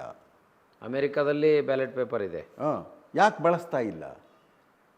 ಯಾಕೆಂದರೆ ತಾಂತ್ರಿಕ ದುರುಪಯೋಗ, ಮ್ಯಾನ್ ಮೇಡ್. ಅವು ನಾವು ಹೆಂಗೆ ಬಳಸ್ಕೊಳ್ತೀವಿ ಹಾಗೆ ಅವು ಬಳಕೆಗೆ ಬರ್ತಾವೆಯೇ ಹೊರತು ಅವುಗಳ ಬಗ್ಗೆ ನನಗನ್ಕ ನನ್ನನ್ನು ಅಜ್ಞಾನಿ ಅಂತಲೂ ಕೂಡ ಕರೀರಿ, ಬೇಕಾದರೆ ಆ ಪ್ರಗತಿ ವಿರೋಧಿ ಅಂತಲೂ ಕರೀರಿ, ಆದರೆ ನನಗೆ ಅವುಗಳ ಬಗ್ಗೆ ನಂಬಿಕೆ ಇಲ್ಲ. ಈಗ ನೀವು ಅದನ್ನು ಪ್ರಮೋಟ್ ಮಾಡಿದವ್ರೇನೇನೆ ಕಾಂಗ್ರೆಸ್ನವರು. ಆಗಲೂ ಕೂಡ ನಾನು ಇದನ್ನೇ ಮಾತು ಹೇಳಿದ್ದಿದ್ದು, ವಿರೋಧಿಸಿದ್ದು. ಯಾಕೆ ಅಂದರೆ ಅವೆಲ್ಲ ನಮ್ಮ ಕೈಲಿರ್ತವೆ. ಆಡಳಿತ ವ್ಯವಸ್ಥೆ ಅವುಗಳನ್ನೆಲ್ಲ ಕಂಟ್ರೋಲ್, ನಿಯಂತ್ರಣ ಮಾಡ್ತಾವೆ. ಪಟ್ಟಭದ್ರ ಹಿತಾಸಕ್ತಿ ತನ್ನ ನಿಯಂತ್ರಣಕ್ಕೆ ತಗೊಂಡಿರುತ್ತೆ. ಅದಾಗಬಾರ್ದು. ಅವ್ರು ಹೇಳ್ತಾರೆ ಬ್ಯಾಲೆಟ್ ಪೇಪರ್ ಇದ್ದಾಗ ರಿಗ್ಗಿಂಗ್ ಆಗ್ತಿತ್ತು ಅಂತಾರೆ. ಯಾವ್ದು ಎಲೆಕ್ಷನ್ ಕಮಿಷನ್ ಅಲ್ಲಿ ಅದರ ಪ್ರಮಾಣ ಇದೆಯಲ್ಲ, ಇಷ್ಟು ಏನು ಬೇಕಾದದ್ದು ಉಡಾಯಿಸ್ಬಿಡ್ಬೋದು. ಸಾಧ್ಯವೇ ಇಲ್ಲ. ಅದು ರಿಗ್ಗಿಂಗ್ಕಿಂತಲೂ ಒಂದಕ್ಕೆ ಹೋಲಿಕೆ ಮಾಡೋದಕ್ಕೆ ಸಾಧ್ಯವಿಲ್ಲ. ರಿಗ್ಗಿಂಗ್ ಆನಂತರದೊಳಗೆ ನಾವು ಶೋಧನೆ ಮಾಡಿದ್ರೆ ಗೊತ್ತಾಗುತ್ತೆ. ಇದರಲ್ಲಿ ಏನು ಶೋಧನೆ ಮಾಡ್ತೀರಾ? ಅವ್ರೇನು ರಿಸಲ್ಟ್ ಕೊಡ್ತಾರೆ ಚುನಾವಣಾಧಿಕಾರಿ, ಅದೇ ಫೈನಲ್ ಅನ್ನುವಂಥ ಅಪಾಯ ಅಲ್ಲಿದೆ. ಸರ್, ಈ ಹಿನ್ನೆಲೆಗೆ ಸಂಬಂಧಪಟ್ಟಂತೆ ತಾವಾಗಲೇ ಹೇಳಿದ್ರಿ, ಶೈಕ್ಷಣಿಕ ನೀತಿಗಳನ್ನು ಈ ಸರ್ಕಾರ ತಪ್ಪಿದಾಗ ನಾವು ಪ್ರತಿಭಟನೆ ಮಾಡ್ತೀವಂತ. ಆದರೆ ತಾತ್ವಿಕ ಕಾರಣದಿಂದ ನೀವು ಕಾಂಗ್ರೆಸ್ಸನ್ನು ಬೆಂಬಲಿಸುವಾಗ ಇವರ ಎಲ್ಲ ದೋಷಗಳನ್ನು ಸಮರ್ಥಿಸುವಂಥ ಅನಿವಾರ್ಯತೆ ನಿಮಗೆ, ದಿನೇಶ್ ಅಮೀನ್ಮಠ್ ಅವರಿಗೆ, ಯಾವ ಕಾರಣದಲ್ಲೂ ನಮ್ಮ ಪುರುಷೋತ್ತಮ್ ಬಿಳಿಮಲೆ ಅವರಿಗೆ ಅನಿವಾರ್ಯ ಅಂತೀರಿ ಸರ್? ನಾವು ಇವತ್ತೂ ಕೂಡ ನಾನು ಯಾವುದನ್ನು ಬೆಂಬತ್ತಿ ಹೋಗಿ ಪಡೆದವನಲ್ಲ. ಅಲ್ಲ, ಅರ್ಹತೆ ಇದ್ದದ್ದು ಕೊಟ್ಟಾಗೂ ಕೂಡ ಸರ್, ಒಂದು ಪಕ್ಷ ಕೊಟ್ಟಾಗ ನಾವು ಯಾವುದಾದ್ರು ಮುಲಾಜಿಬಿಗೆ ಒಳಗಾಗ್ತೀವಿ ಅನ್ನೋದು ಅಗತ್ಯ ಇಲ್ಲ. ಯಾಕೆ ಅಂತಂದರೆ ಅವು ಇಂಡಿಪೆಂಡೆಂಟ್ ಹುದ್ದೆಗಳು, ಅವು ಇಂಡಿಪೆಂಡೆಂಟ್, ಅವುಗಳ ಸ್ವಾಯತ್ತತೆಯನ್ನು ಸಮರ್ಥಿಸಿಕೊಳ್ಳಲಾರದೆ ನೀವು ಆ ಜಾಗದಲ್ಲಿ ಕುಳಿತುಕೊಂಡ್ರೆ you are un unfit man. ಇವತ್ತು ಕೂಡ ನಾನು ಹೇಳ್ತಾ ಇದ್ದೀನಿ, ನಮ್ಮ ಎಲ್ಲ ಅಕಾಡೆಮಿಯವ್ರಿಗೂ ಯಾರ್ಯಾರೋ ಇದ್ದಾರಲ್ಲ ಅವ್ರಗಳಿಗೆ ಹೇಳೋದು ಇದೇನೇನೆ ನಾನು, ನೀವು ಅಲ್ಲಿ ಕೂತ್ಕೊಂಡಿದ್ದಾಗ ಸರ್ಕಾರದ ನಡೆಗಳನ್ನು ನೀವು ಪ್ರಶ್ನಿಸಬೇಕು. ಸರ್ಕಾರದ ಅನುಷ್ಠಾನದ ಕ್ರಮಗಳಿರ್ತಾವಲ್ಲ ಅವು ಪ್ರಶ್ನಿಸಬೇಕು. ಅದನ್ನು ಮಾಡಲಿಲ್ಲ ಅಂತಂತಂದ್ರೆ ಏನು ಬಂತು? ಇದನ್ನು ಮಾಡಿದ್ದೇವೆ ನಾವು. ನನಗೆ ಸಂಬಂಧಪಟ್ಟಂಗೆ ಕನ್ನಡ ಅಭಿವೃದ್ಧಿ ಪ್ರಾಧಿಕಾರದ ಮೂಲಕ, ಕನ್ನಡ ಅಭಿವೃದ್ಧಿ ಪ್ರಾಧಿಕಾರದಲ್ಲಿ ಇದ್ದಾಗಲೂ ಕೂಡ ಪ್ರಶ್ನಿಸಿದ್ದೇವೆ. ಇವರು ಕ್ರಮ ತಗೊಳ್ಳಿಲ್ಲ ಅಂತಂತಂದ್ರೆ ನಾವೇ ಹಾಕಿರಬೇಕು ಅಂತನ್ನೋ ರೀತಿಯೊಳಗೆ ಮಾಡಿದಾಗಲೇ ಒಬ್ಬ IAS ಆಫೀಸರ್ನ ವಾಪಸ್ ಕಳಿಸಿದ್ದಾರೆ ನಮ್ಮದು. ಯಾಕೆಂದರೆ ಕನ್ನಡ ವಿರೋಧಿ ಅನ್ನುವುದು ಅವ್ರ ಗಮನಕ್ಕೆ ತಂದಾಗ ವಾಪಸ್ ಕಳಿಸಿದ್ದಾರೆ. ಈ ತರಹದಲ್ಲಿ ನಡ್ಕೊಳ್ಬೇಕು. ಈಗಲೂ ಕೂಡ ಅಷ್ಟೇನೇನೆ ಶಿಕ್ಷಣಕ್ಕೆ ನಡೀತಾ ಇರುವಂಥ ಸ್ಥಿತಿ ಇದೆಯಲ್ಲ, ಈ ಕ್ರಮ ಇದೆಯಲ್ಲ, ಇದು ಜನವಿರೋಧಿ. ನೋಡಿ ಸರ್, 2020ನೇ ಇಸ್ವಿಯಿಂದ ಇಲ್ಲಿವರೆಗೂ ಪಾಪ ಪ್ರಕಾಶಕರ ಪುಸ್ತಕಗಳು ಖರೀದಿಯಾಗಿಲ್ಲ. ಅಲ್ಲ, ಇದ್ರದ್ದು ಮುಗಿಸ್ಬಿಡ್ತೀನಿ ಶಿಕ್ಷಣದನ್ನು. ಈಗ 730 ಶಾಲೆಗಳನ್ನು ಮುಚ್ಚೋದಕ್ಕೆ ಹೊರಟಿದ್ದಾರಲ್ಲ, ಈ ಕ್ರಮದ ಬಗ್ಗೆ ಅವ್ರು ಏನೇನೇ ಹೇಳಬಹುದು. ಪ್ರಾಯೋಗಿಕವಾಗಿ ಕ್ಷೇತ್ರಾಧ್ಯಯನ ಮಾಡಲಿ. ಎಷ್ಟು ಮಕ್ಕಳು ಡ್ರಾಪ್ಔಟ್ಸ್ ಆಗ್ತಾರೆ, ಯಾರ ಮಕ್ಕಳು ಡ್ರಾಪ್ಔಟ್ಸ್ ಆಗ್ತಾರೆ, ಯಾವ ಗಂಡು ಮಕ್ಕಳು ಅಥವಾ ಹೆಣ್ಣು ಮಕ್ಕಳು, ಇದೆಲ್ಲದನ್ನೂ ಕೂಡ ಕುರಿತು ಯೋಚನೆ ಮಾಡಲಿ. ಬ್ಯೂರೋಕ್ರಸಿ ಹೇಳದಂತೆ ಕೇಳೋದಲ್ಲ. ಇದೆಲ್ಲವನ್ನು ಯೋಚನೆ ಮಾಡಿದ ರೀತಿಯೊಳಗೆ ಹೊಸ ಪ್ರಯೋಗಗಳನ್ನು ತರಬೇಕು ಅಂತಂದಾಗ ಸಾಮಾಜಿಕ ಹಿತವನ್ನು ಗಮನದಲ್ಲಿಟ್ಕೊಂಡಂತೆ ತರಬೇಕು. ಏಕ್ದಮ್ ತರೋದಲ್ಲ. ಇಂಗ್ಲೀಷ್ ಮಾಧ್ಯಮ ತಂದು ಇವತ್ತು ಲಕ್ಷಾಂತರ ಮಕ್ಕಳು ಕನ್ನಡನೂ ಕಲ್ತಿಲ್ಲ, ಇಂಗ್ಲೀಷು ಕಲ್ತಿಲ್ಲ, ಡ್ರಾಪ್ಔಟ್ಸ್ ಆಗಿದ್ದಾರೆ. ಕನ್ನಡ ಸರ್ಕಾರನೇ ಇಂಗ್ಲೀಷ್ ಮಾಧ್ಯಮ ಶಾಲೆ ತಂದದ್ದು ಅದರಿಂದಾಗಿ ಆಗಿರೋದು ಅನಾಹುತ. ಮಕ್ಕಳು ಅದು ಇಂಗ್ಲೀಷ್ನೂ ಕಲ್ತಿಲ್ಲ. ಯಾಕೆಂದರೆ ಇಂಗ್ಲೀಷ್ ಹೇಳ್ಕೊಡೋ ಟ್ರೈನ್ಡ್ ಟೀಚರ್ಸೇ ಇಲ್ಲ ಅಂತ. ಅಲ್ಲಿ ಶಿಕ್ಷಕರಿಗೂ ಬರೋದಿಲ್ಲ ಸರ್. ಕನ್ನಡ ಮಾಧ್ಯಮ ಶಾಲಾ ಶಿಕ್ಷಕರಿಗೂ ನೀವು ದಿಢೀರಂತ ಪಠ್ಯಕ್ರಮ ಬದಲಾಯಿಸಿದ್ರೆ ಇಂಗ್ಲೀಷ್ ಮಾಧ್ಯಮದಲ್ಲಿ ಹೇಳಕ್ಕೆ ಅವ್ರಿಗೂ ಸಾಧ್ಯ ಹೆಂಗಾಗುತ್ತೆ? ಅದಕ್ಕೆ 2-3 ವರ್ಷದ ತಯಾರಿ ಬೇಕು. ಅವರಿಗೆ ಟ್ರೈನಿಂಗ್ ಕೊಟ್ಟಾಗ ಮಾತ್ರ ಸಾಧ್ಯವಾಗುತ್ತೆ. ಇದು ಯಾವುದೂ ಇಲ್ಲದೆ ಇದ್ದು ಏಕ್ದಮ್ ಇಂಟ್ರೊಡ್ಯೂಸ್ ಮಾಡಿದಾಗ ಇದು ಒಂದು ರೀತಿ ಒಳಗೆ ಹುಚ್ಚು ದರ್ಬಾರವೇ ಆಗ್ತಕ್ಕಂಥದ್ದಾಗುತ್ತೆ. ಈ ಇಂಗ್ಲೀಷಿಗೆ ಸಂಬಂಧಪಟ್ಟಂತೆ ಇತ್ತೀಚಿನ ಈ ದಿನಗಳಲ್ಲೂ ಕೂಡ ಈ 730 ಶಾಲೆಗಳನ್ನು ಮುಚ್ಚುವುದಕ್ಕೆ ತೊಡಗಿರೋದು, ಚನ್ನಪಟ್ಟಣದ ಸುತ್ತಮುತ್ತ ನಡೀತಾ ಇರೋದು, ಈ ಕೇಸ್ ಹಾಕಿದ್ದಾರೆ ಅಲ್ಲೆಲ್ಲ. ಇದೆಲ್ಲ ಏನು ಸೂಚಿಸುತ್ತೆ? ಇದು ಕ್ಷೇತ್ರಾಧ್ಯಯನವನ್ನು ನಡೆಸದ ರೀತಿಯೊಳಗಿನ ಪ್ರಯೋಗಗಳು, ಅಪಪ್ರಯೋಗಗಳು, ಅಥವಾ ಏನಾರ ಆತುರದ ಪ್ರಯೋಗಗಳು ಲಾಬಿ ಏನಾರ ಶಿಕ್ಷಣದ ಕ್ಷೇತ್ರ ಇರುತ್ತೆ. ಖಾಸಗಿ ಸಂಸ್ಥೆಗಳ ಲಾಬಿ ಇರುತ್ತೆ. ಜೊತೆಗೆ ಆಮೇಲೆ ಈ ಹೊಸದಾಗಿ ತಗೊಳ್ಬೇಕಲ್ಲ, ಈಗಿರೋ ವೇಕೆನ್ಸಿಗಳೇ ಸಾಕಷ್ಟಿವೆ, ಅವು ತಗೊಳ್ಬೇಕು. ಅವು ತಗೊಂಡಿಲ್ಲ, ಮೂಲಭೂತ ಸೌಕರ್ಯಗಳನ್ನು ಕೊಟ್ಟಿಲ್ಲ. ಆಮೇಲೆ ಮಕ್ಕಳಿಗೆ 6 ಕಿಲೋಮೀಟ್ರ್ ದೂರದಲ್ಲಿತ್ತು ಅಂತಂತಂದರೆ ಅಲ್ಲಿಗೆ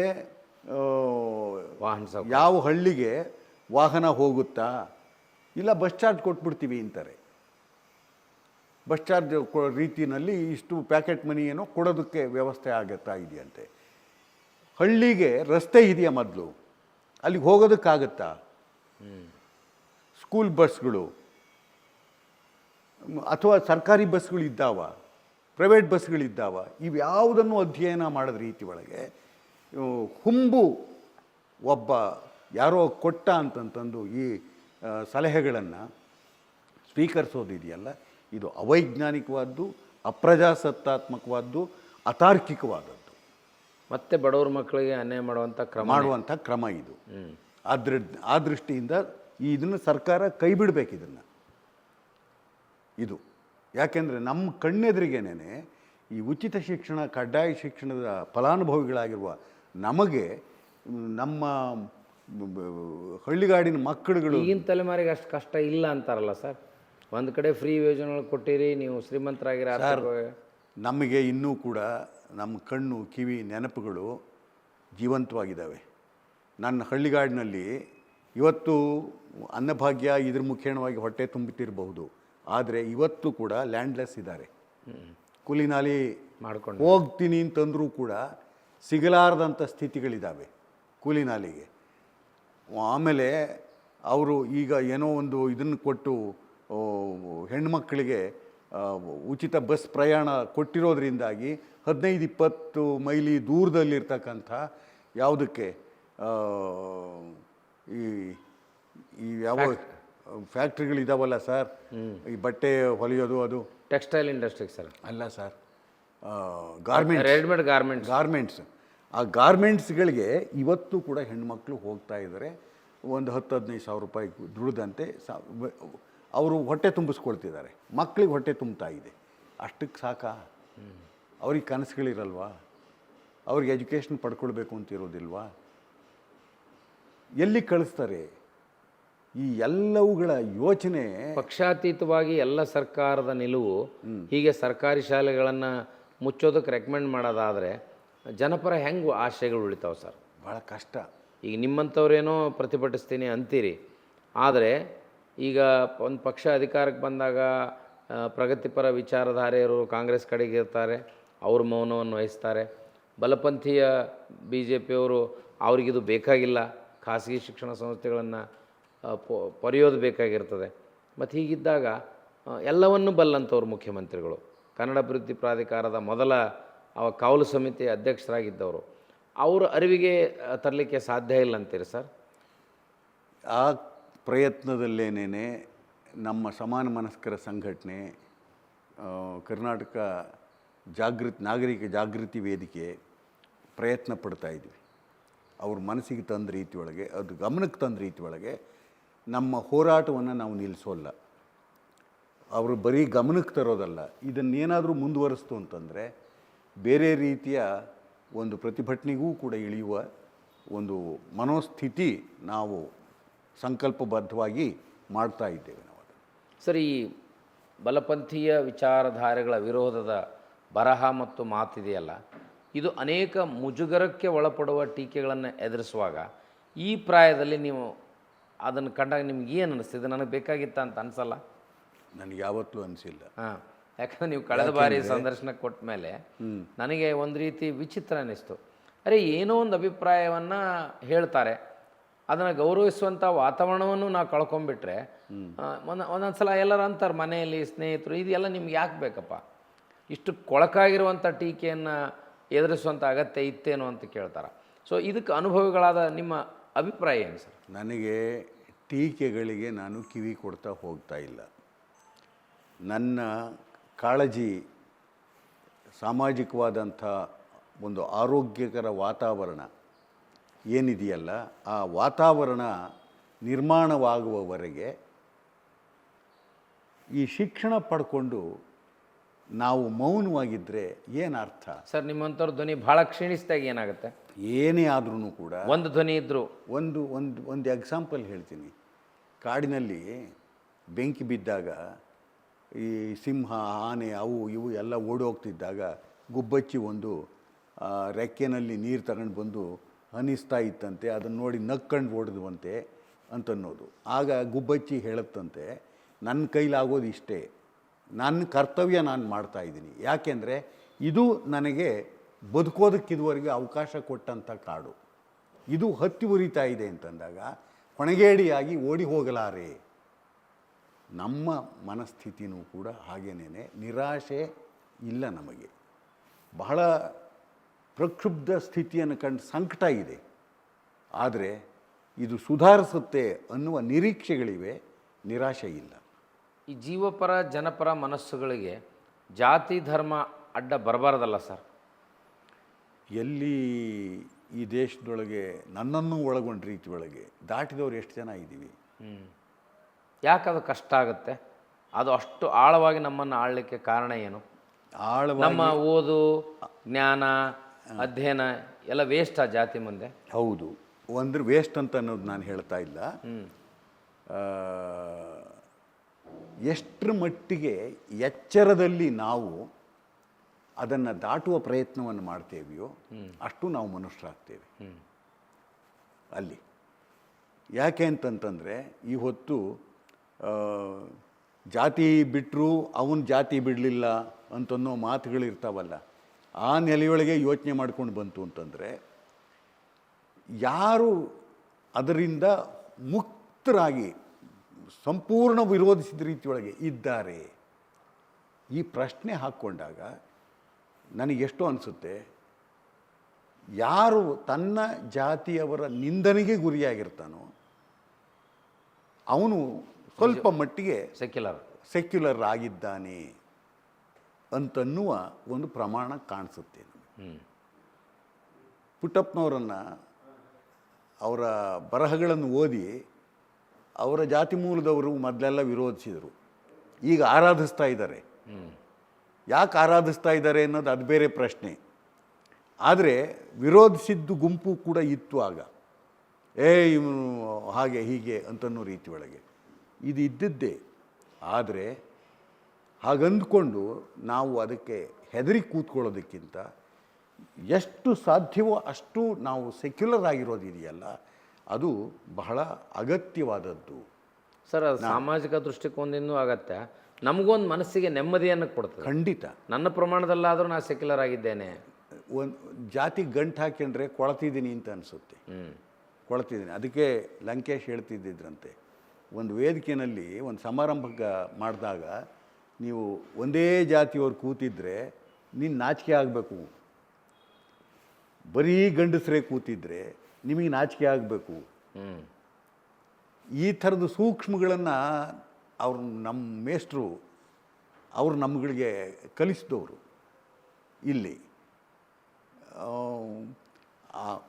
ಆ ತರಹದಲ್ಲಿ ಹೋಯಿತು ಅಂತಂದ್ರೆ ಕೊನೆಗೆ ಅವರನ್ನೂ ಕೂಡ ಪ್ರಶ್ನೆಗೆ ಈಳು ಮಾಡಿದಂಥದ್ದು ಸನ್ನಿವೇಶಗಳಿದ್ದಾವೆ.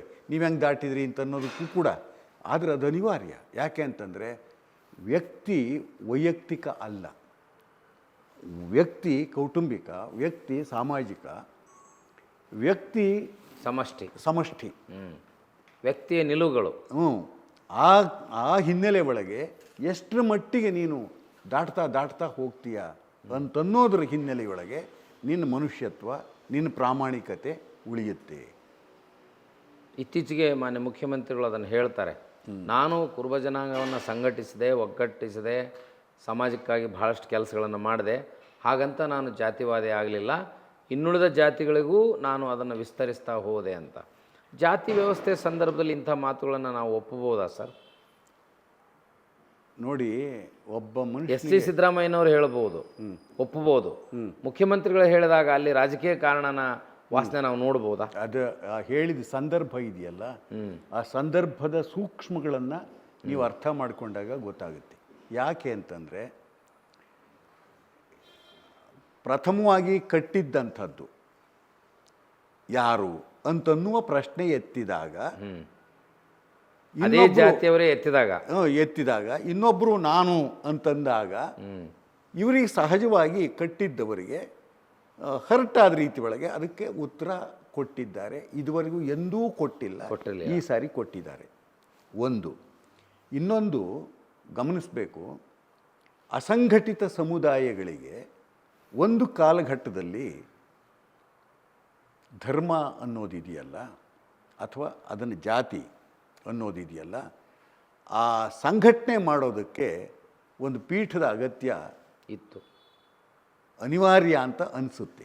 ಇವತ್ತು ಎಲ್ಲ ಶೂದ್ರ ಸಮುದಾಯಗಳೂ ಕೂಡ ಅಥವಾ ವಂಚಿತ ಸಮುದಾಯಗಳು ಕೂಡ ಮಠಪೀಠಗಳನ್ನು ಕಟ್ಕೊಂಡವೆ. ಯಾಕಾಗಿ ಅಂತಂತಂದರೆ ತಮ್ಮ ಅಸ್ತಿತ್ವ ತೋರಿಸ್ಬೇಕು ಅಂತನ್ನೋ ಕಾರಣಕ್ಕೆ ಸಾಂಸ್ಕೃತಿಕ ನಾಯಕನನ್ನು ಹುಡುಕೊಂಡು ಅವನ ಹೆಸರಿನಲ್ಲಿ ಒಂದು ಮಠಪೀಠ ಕಟ್ಕೊಂಡಿರ್ತಾರೆ. ಹಾಗೆ ಇದು ಕೂಡ ಕಟ್ಕೊಂಡಿರೋದು. ಹಂಗೆ ನೋಡಿದರೆ ಕನಕದಾಸರಿಗಿಂತ ಹೆಚ್ಚಿನದಾಗಿ ಪೂರ್ವಿಕ ಇನ್ನೊಬ್ಬರಿದ್ದಾರೆ, ರೇವಣಸಿದ್ಧ. 12ನೇ ಶತಮಾನದಲ್ಲಿದ್ದಂಥ ರೇವಣಸಿದ್ಧ.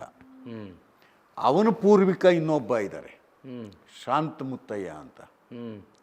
ಆ ಸಮುದಾಯಕ್ಕೆ ಸಂಬಂಧಪಟ್ಟಂತೆ, ಕುರುಬ ಸಮುದಾಯಕ್ಕೆ ಸಂಬಂಧಪಟ್ಟಂತೆ ಶಾಂತಮುತ್ತಯ್ಯ. ಇಡೀ ಈ ಸಮುದಾಯವೇ ಶಿವೋಪಾಸಕ ಸಮುದಾಯ. ಹರಪ್ಪ ಮೊಹೆಂಜಾದವರ ಕಾಲದಿಂದಲೂ ಕೂಡ ಗೊಲ್ಲರು ಮತ್ತು ಕುರುಬರು ಪಶುಪಾಲಕರಾಗಿದ್ದವರು, ಪಶುಪತಿಯನ್ನು ಆರಾಧಿಸುತ್ತಿದ್ದವರು.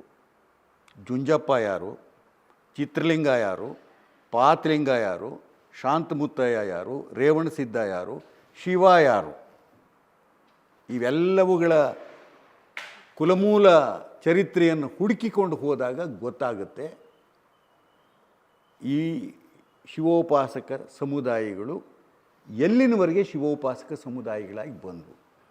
ಗೊಲ್ಲರೊಳಕ್ಕೆ ಕೃಷ್ಣ ಯಾವಾಗ ಹೋದ, ಕುರುಬರೊಳಕ್ಕೆ ಕನಕ ಯಾವಾಗ ಹೋದ. ಕನಕ ಯಾಕೆ ಕೃಷ್ಣನ ಆರಾಧಕನಾದ? ಅದು ಆ ಕಾಲದ ಒತ್ತಡದೊಳಗೆ ಆಗಿರ್ತಕ್ಕಂಥದ್ದು. ಕನಕ ಯಾಕೆ ಕೃಷ್ಣನ ಆರಾಧಕನಾದ. ಈ ಎಲ್ಲ ಪ್ರಶ್ನೆಗಳನ್ನು ಹಾಕ್ಕೊಂಡಾಗ ಗೊತ್ತಾಗುತ್ತೆ ಸ್ಥಿತ್ಯಂತರ ಏನು ಅಂತನ್ನೋದು. ಇವತ್ತು ಕೂಡ ನನಗೆ ಒಂದು ಸೂಕ್ಷ್ಮವಾಗಿ ಇಲ್ಲಿ ಪ್ರಸ್ತಾಪಿಸ್ತಾ ಇದ್ದೀನಿ. ಬಸವಣ್ಣನವರು ಹುಟ್ಟಿನ ಮೂಲವನ್ನು ಉತ್ತಮ ಕುಲದಲ್ಲಿ ಹುಟ್ಟಿದನೆಂಬ ಕಷ್ಟತನದ ಹೊರೆಯ ಹೊರಿಸದಿರಯ್ಯ ಅಂತಂದು ಒಂದು ರೀತಿಯಲ್ಲಿ ಪಾಪಕರ್ಮದ ಮೂಲ ಅಂದು ಬಿಸುಟು ಹೊರಕ್ಕೆ ಬಂದರು. ಹೊರಕ್ಕೆ ಬಂದು ಏನು ಮಾಡಿದರು, ನೀಚಾತಿ ನೀಚ ಅನ್ನಿಸಿಕೊಂಡಿದ್ದ ನೆಲೆಯೊಳಗೆ ತಮ್ಮ ಹುಟ್ಟನ್ನು ಪವಿತ್ರೀಕರಿಸಿಕೊಂಡ್ರು. ಚೆನ್ನಯ್ಯನ ಮನೆಯ ದಾಸಿಯ ಮಗನು, ಕಕ್ಕಯ್ಯನ ಮನೆಯ ದಾಸಿಯ ಮಗಳು, ಬೆರಣಿಯನಾಯಲಿಕ್ಕೆ ಹೋಗಿ ಹೊಲದಲ್ಲಿ ಸಂಗವ ಮಾಡಿದರು. ಕೂಡಲ ಸಂಗಮದೇವ ಸಾಕ್ಷಿಯಾಗಿ ಆ ಸಂಘಕ್ಕೆ ಹುಟ್ಟಿದ ಶಿಶು ನಾನು ಅಂತಂದು ಬಸವಣ್ಣ ತಮ್ಮ ಹುಟ್ಟನ್ನು ಪವಿತ್ರೀಕರಿಸಿಕೊಂಡ್ರು. ಹುಟ್ಟಿನ ಮೂಲವನ್ನು ಬಿಟ್ಟು ಹೊರಕ್ಕೆ ಬಂದದ್ದು. ಈ ಪರಿತ್ಯಕ್ತ ಮೂಲದ ಮನಸ್ಸುಗಳು ಎಷ್ಟೋ ಹೋಗಿ ಬಾಗಲು ಬಡ್ದವೆ. ಯಾವುದನ್ನು ಶ್ರೇಷ್ಠತೆಯ ವ್ಯಸನದೊಳಗಿರುವ ಆ ಸಮುದಾಯವನ್ನು, ಆ ವರ್ಣವನ್ನು ಬಾಗಿಲು ಬಿಡ್ದವೆ. ಬಾಗಿಲನ್ನು ತೆರೆದು ಸೇವೆಯನ್ನು ಕೊಡುವರಿಯೇ ಅಂತಂದು ಆಗಲೂ ಬಾಗಿಲು ತೆಗೆದಿಲ್ಲ, ಈಗಲೂ ಬಾಗಿಲು ತೆಗೆದಿಲ್ಲ. ಬಾಗಿಲ ಬಡ್ದದ್ದು ತಪ್ಪು ಅಥವಾ ಬಾಗಿಲ ಬಡ್ದದ್ದು ಅವರು ಬಾಗಿಲು ತೆಗಿಲಿಲ್ಲ ಅನ್ನೋದನ್ನು ಧ್ವನಿಸ್ತದೆ. ನಾನು ಕೇಳ್ತಾ ಇರೋದು, ನಾನು ಇರುವ ವಾಸ್ತವವನ್ನು ಹೇಳ್ತಾ ಇದ್ದೀನಿ, ಸರಿ ತಪ್ಪುಗಳನ್ನು ಹೇಳ್ತಿಲ್ಲ, ಇರುವ ವಾಸ್ತವ ಹೇಳ್ತಾ ಇದ್ದೀನಿ. ಆಗಲೂ ಕೂಡ ಬಾಗಿಲು ತೆಗಿಲಿಲ್ಲ, ಈಗಲೂ ಎಲ್ಲೂ ಬಾಗಿಲು ತೆಗೆದಿಲ್ಲ. ಗಾಂಧೀಜಿ ಯಾಕೆ ದೇವಾಲಯಕ್ಕೆ ನಾನು ಒಳಕ್ಕೆ ಹೋಗಲ್ಲ ಅಂತಂದಿದ್ದು, ಇಲ್ಲಿ ಅಸ್ಪೃಶ್ಯರಿಗೆ ಪ್ರವೇಶ ಇಲ್ಲ ಅಂದರೆ ನಾನು ಬರಲ್ಲ ಅಂದಿದ್ದರಿಂದ ಹಿಡಿದು ಇನ್ನು ಎಲ್ಲ ನೋಡ್ಕೊಂಡು ಬನ್ನಿ. ಅದೇ ಬಸವಣ್ಣ ಹೊರಕ್ಕೆ ಬಂದವನು ತನ್ನ ಮನೆಯನ್ನು ಮುಕ್ತವಾಗಿಸಿದ. ಮಹಾಮನೆ ಅದು. ಎಲ್ಲರೂ ಬಂದರು. ಯಾರು? ಅಸ್ಪೃಶ್ಯರಾದಿಯಾಗಿ ವೇಶ್ಯರನ್ನು ಒಳಗೊಂಡ ರೀತಿಯೊಳಗೆ, ಪುಣ್ಯ ಸ್ತ್ರೀಯರನ್ನು ಒಳಗೊಂಡ ರೀತಿಯೊಳಗೆ ಎಲ್ಲ ಮೂಲದ ಕಾಯಕ ಜೀವಿಗಳು ಕೂಡ ಬಸವಣ್ಣನ ಮನೆ ಒಳಗೆ ಹೋದರು. ಮನೆ ಒಳಗೆ ಹೋಗಿದ್ದಷ್ಟೇ ಅಲ್ಲ, ಅಲ್ಲಿ ಮಾತನಾಡಿದರು. ಆ ಮಾತೆ ಅನುಭವ ಮಂಟಪ. ಹೀಗೆ ನನಗೆ ಹೆಚ್ಚು ಕಾಡಿಸುವ ಒಂದು ವ್ಯಕ್ತಿತ್ವ ಶಕ್ತಿ ಯಾವುದು ಅಂತಂದರೆ, ಒಂದು ಆದರ್ಶಪ್ರಾಯವಾದ್ದು ಅಂದರೆ ಅದು ಬಸವಣ್ಣ. ಆ ದೃಷ್ಟಿಯಿಂದ ಆನಂತರದಲ್ಲಿ ಬಂದ ಭಕ್ತಿ ಪಂಥ ಇದೆಯಲ್ಲ, ಅದು ದಾಸ್ಯ ಪಂಥ. ಅದರ ಪ್ರಭಾವ ಕನಕದಾಸರ ಮೇಲೆ ಆಯಿತು ಆಗಿರಬಹುದು. ನೀವು ಅರ್ಥ ಮಾಡ್ಕೊಳ್ಳಿ. ಸರ್, ಹಾಗಿದ್ದರೂ ಕೂಡ ಬಸವಣ್ಣನನ್ನು ಅರ್ಥ ಮಾಡಿಕೊಂಡ ಮನಸ್ಸುಗಳು ಜಾತಿವಾದಿಗಳು ಆಗೋದಿಲ್ಲ ಅನ್ನೋದಕ್ಕೆ ನೀವು ಮತ್ತು ಟಿ ಸಿದ್ದರಾಮಯ್ಯನವರು, ಮುಖ್ಯಮಂತ್ರಿ ಸಿದ್ದರಾಮಯ್ಯನವರು ಇದ್ದ ಕಾಲದಲ್ಲಿ ಬಸವಣ್ಣನನ್ನು ಸಾಂಸ್ಕೃತಿಕ ನಾಯಕನಾಗಿ ಘೋಷಿಸುವ ಮನಸ್ಥಿತಿ ಇದೆ ಅನ್ನೋದಕ್ಕೆ ಅದೇ ಸಾಕ್ಷಿ. ಅದು ನನ್ನನ್ನು ಹೇಳಬೇಡಿ. ಅಲ್ಲಲ್ಲ, ಯಾಕೆ ಅಂತಂದರೆ ಮುಖ್ಯಮಂತ್ರಿಗಳು ಅವರು ನನಗೆ ಹತ್ತಿರದಿಂದ ಬಲ್ಲವನಾಗಿ ಹೇಳ್ತಾ ಇದ್ದಾನೆ, ವಚನ ಚಳುವಳಿ ಅವರಿಗೆ ಸಾಕಷ್ಟು ಪ್ರಭಾವ ಬೀರಿದೆ. ಸರ್, ಮಾನವೀಯ ಎಲ್ಲರಿಗೂ ಪ್ರಭಾವ ಬೀರದೆ. ಯಾಕೆಂದರೆ ಎಷ್ಟು ಜನ ಸೋಷಿಯಲಿಸ್ಟ್ಸ್ಗೆ ಆ ಪ್ರಭಾವ ಆಗಿಲ್ಲ, ಅರಗಿಸ್ಕೊಳ್ಳೋಕ್ಕಾಗಿಲ್ಲ, ಇವ್ರಿಗಾದಷ್ಟು. ಅದಕ್ಕೋಸ್ಕರಲೇನೆ ಅವರು, ನೀವು ಗಮನಿಸಿ, ಬಸವ ಜಯಂತಿ ದಿವಸದೇ ಪ್ರಮಾಣ ವಚನ ತಗೊಂಡ್ರು. ಇನ್ನು 3 ದಿವಸ ಇತ್ತು ಬಸವ ಜಯಂತಿ. ಯಾತಕ್ಕಾದರೂ ಅವಸರ ಮಾಡೋದಕ್ಕಾರ ತಗೊಳ್ಳಿಲ್ಲ, ಅವಸರ ಮಾಡಲಿಲ್ಲ, ಹಪಹಪಿಸ್ಲಿಲ್ಲ, ಕಾಯ್ದರು, ತಗೊಂಡ್ರು.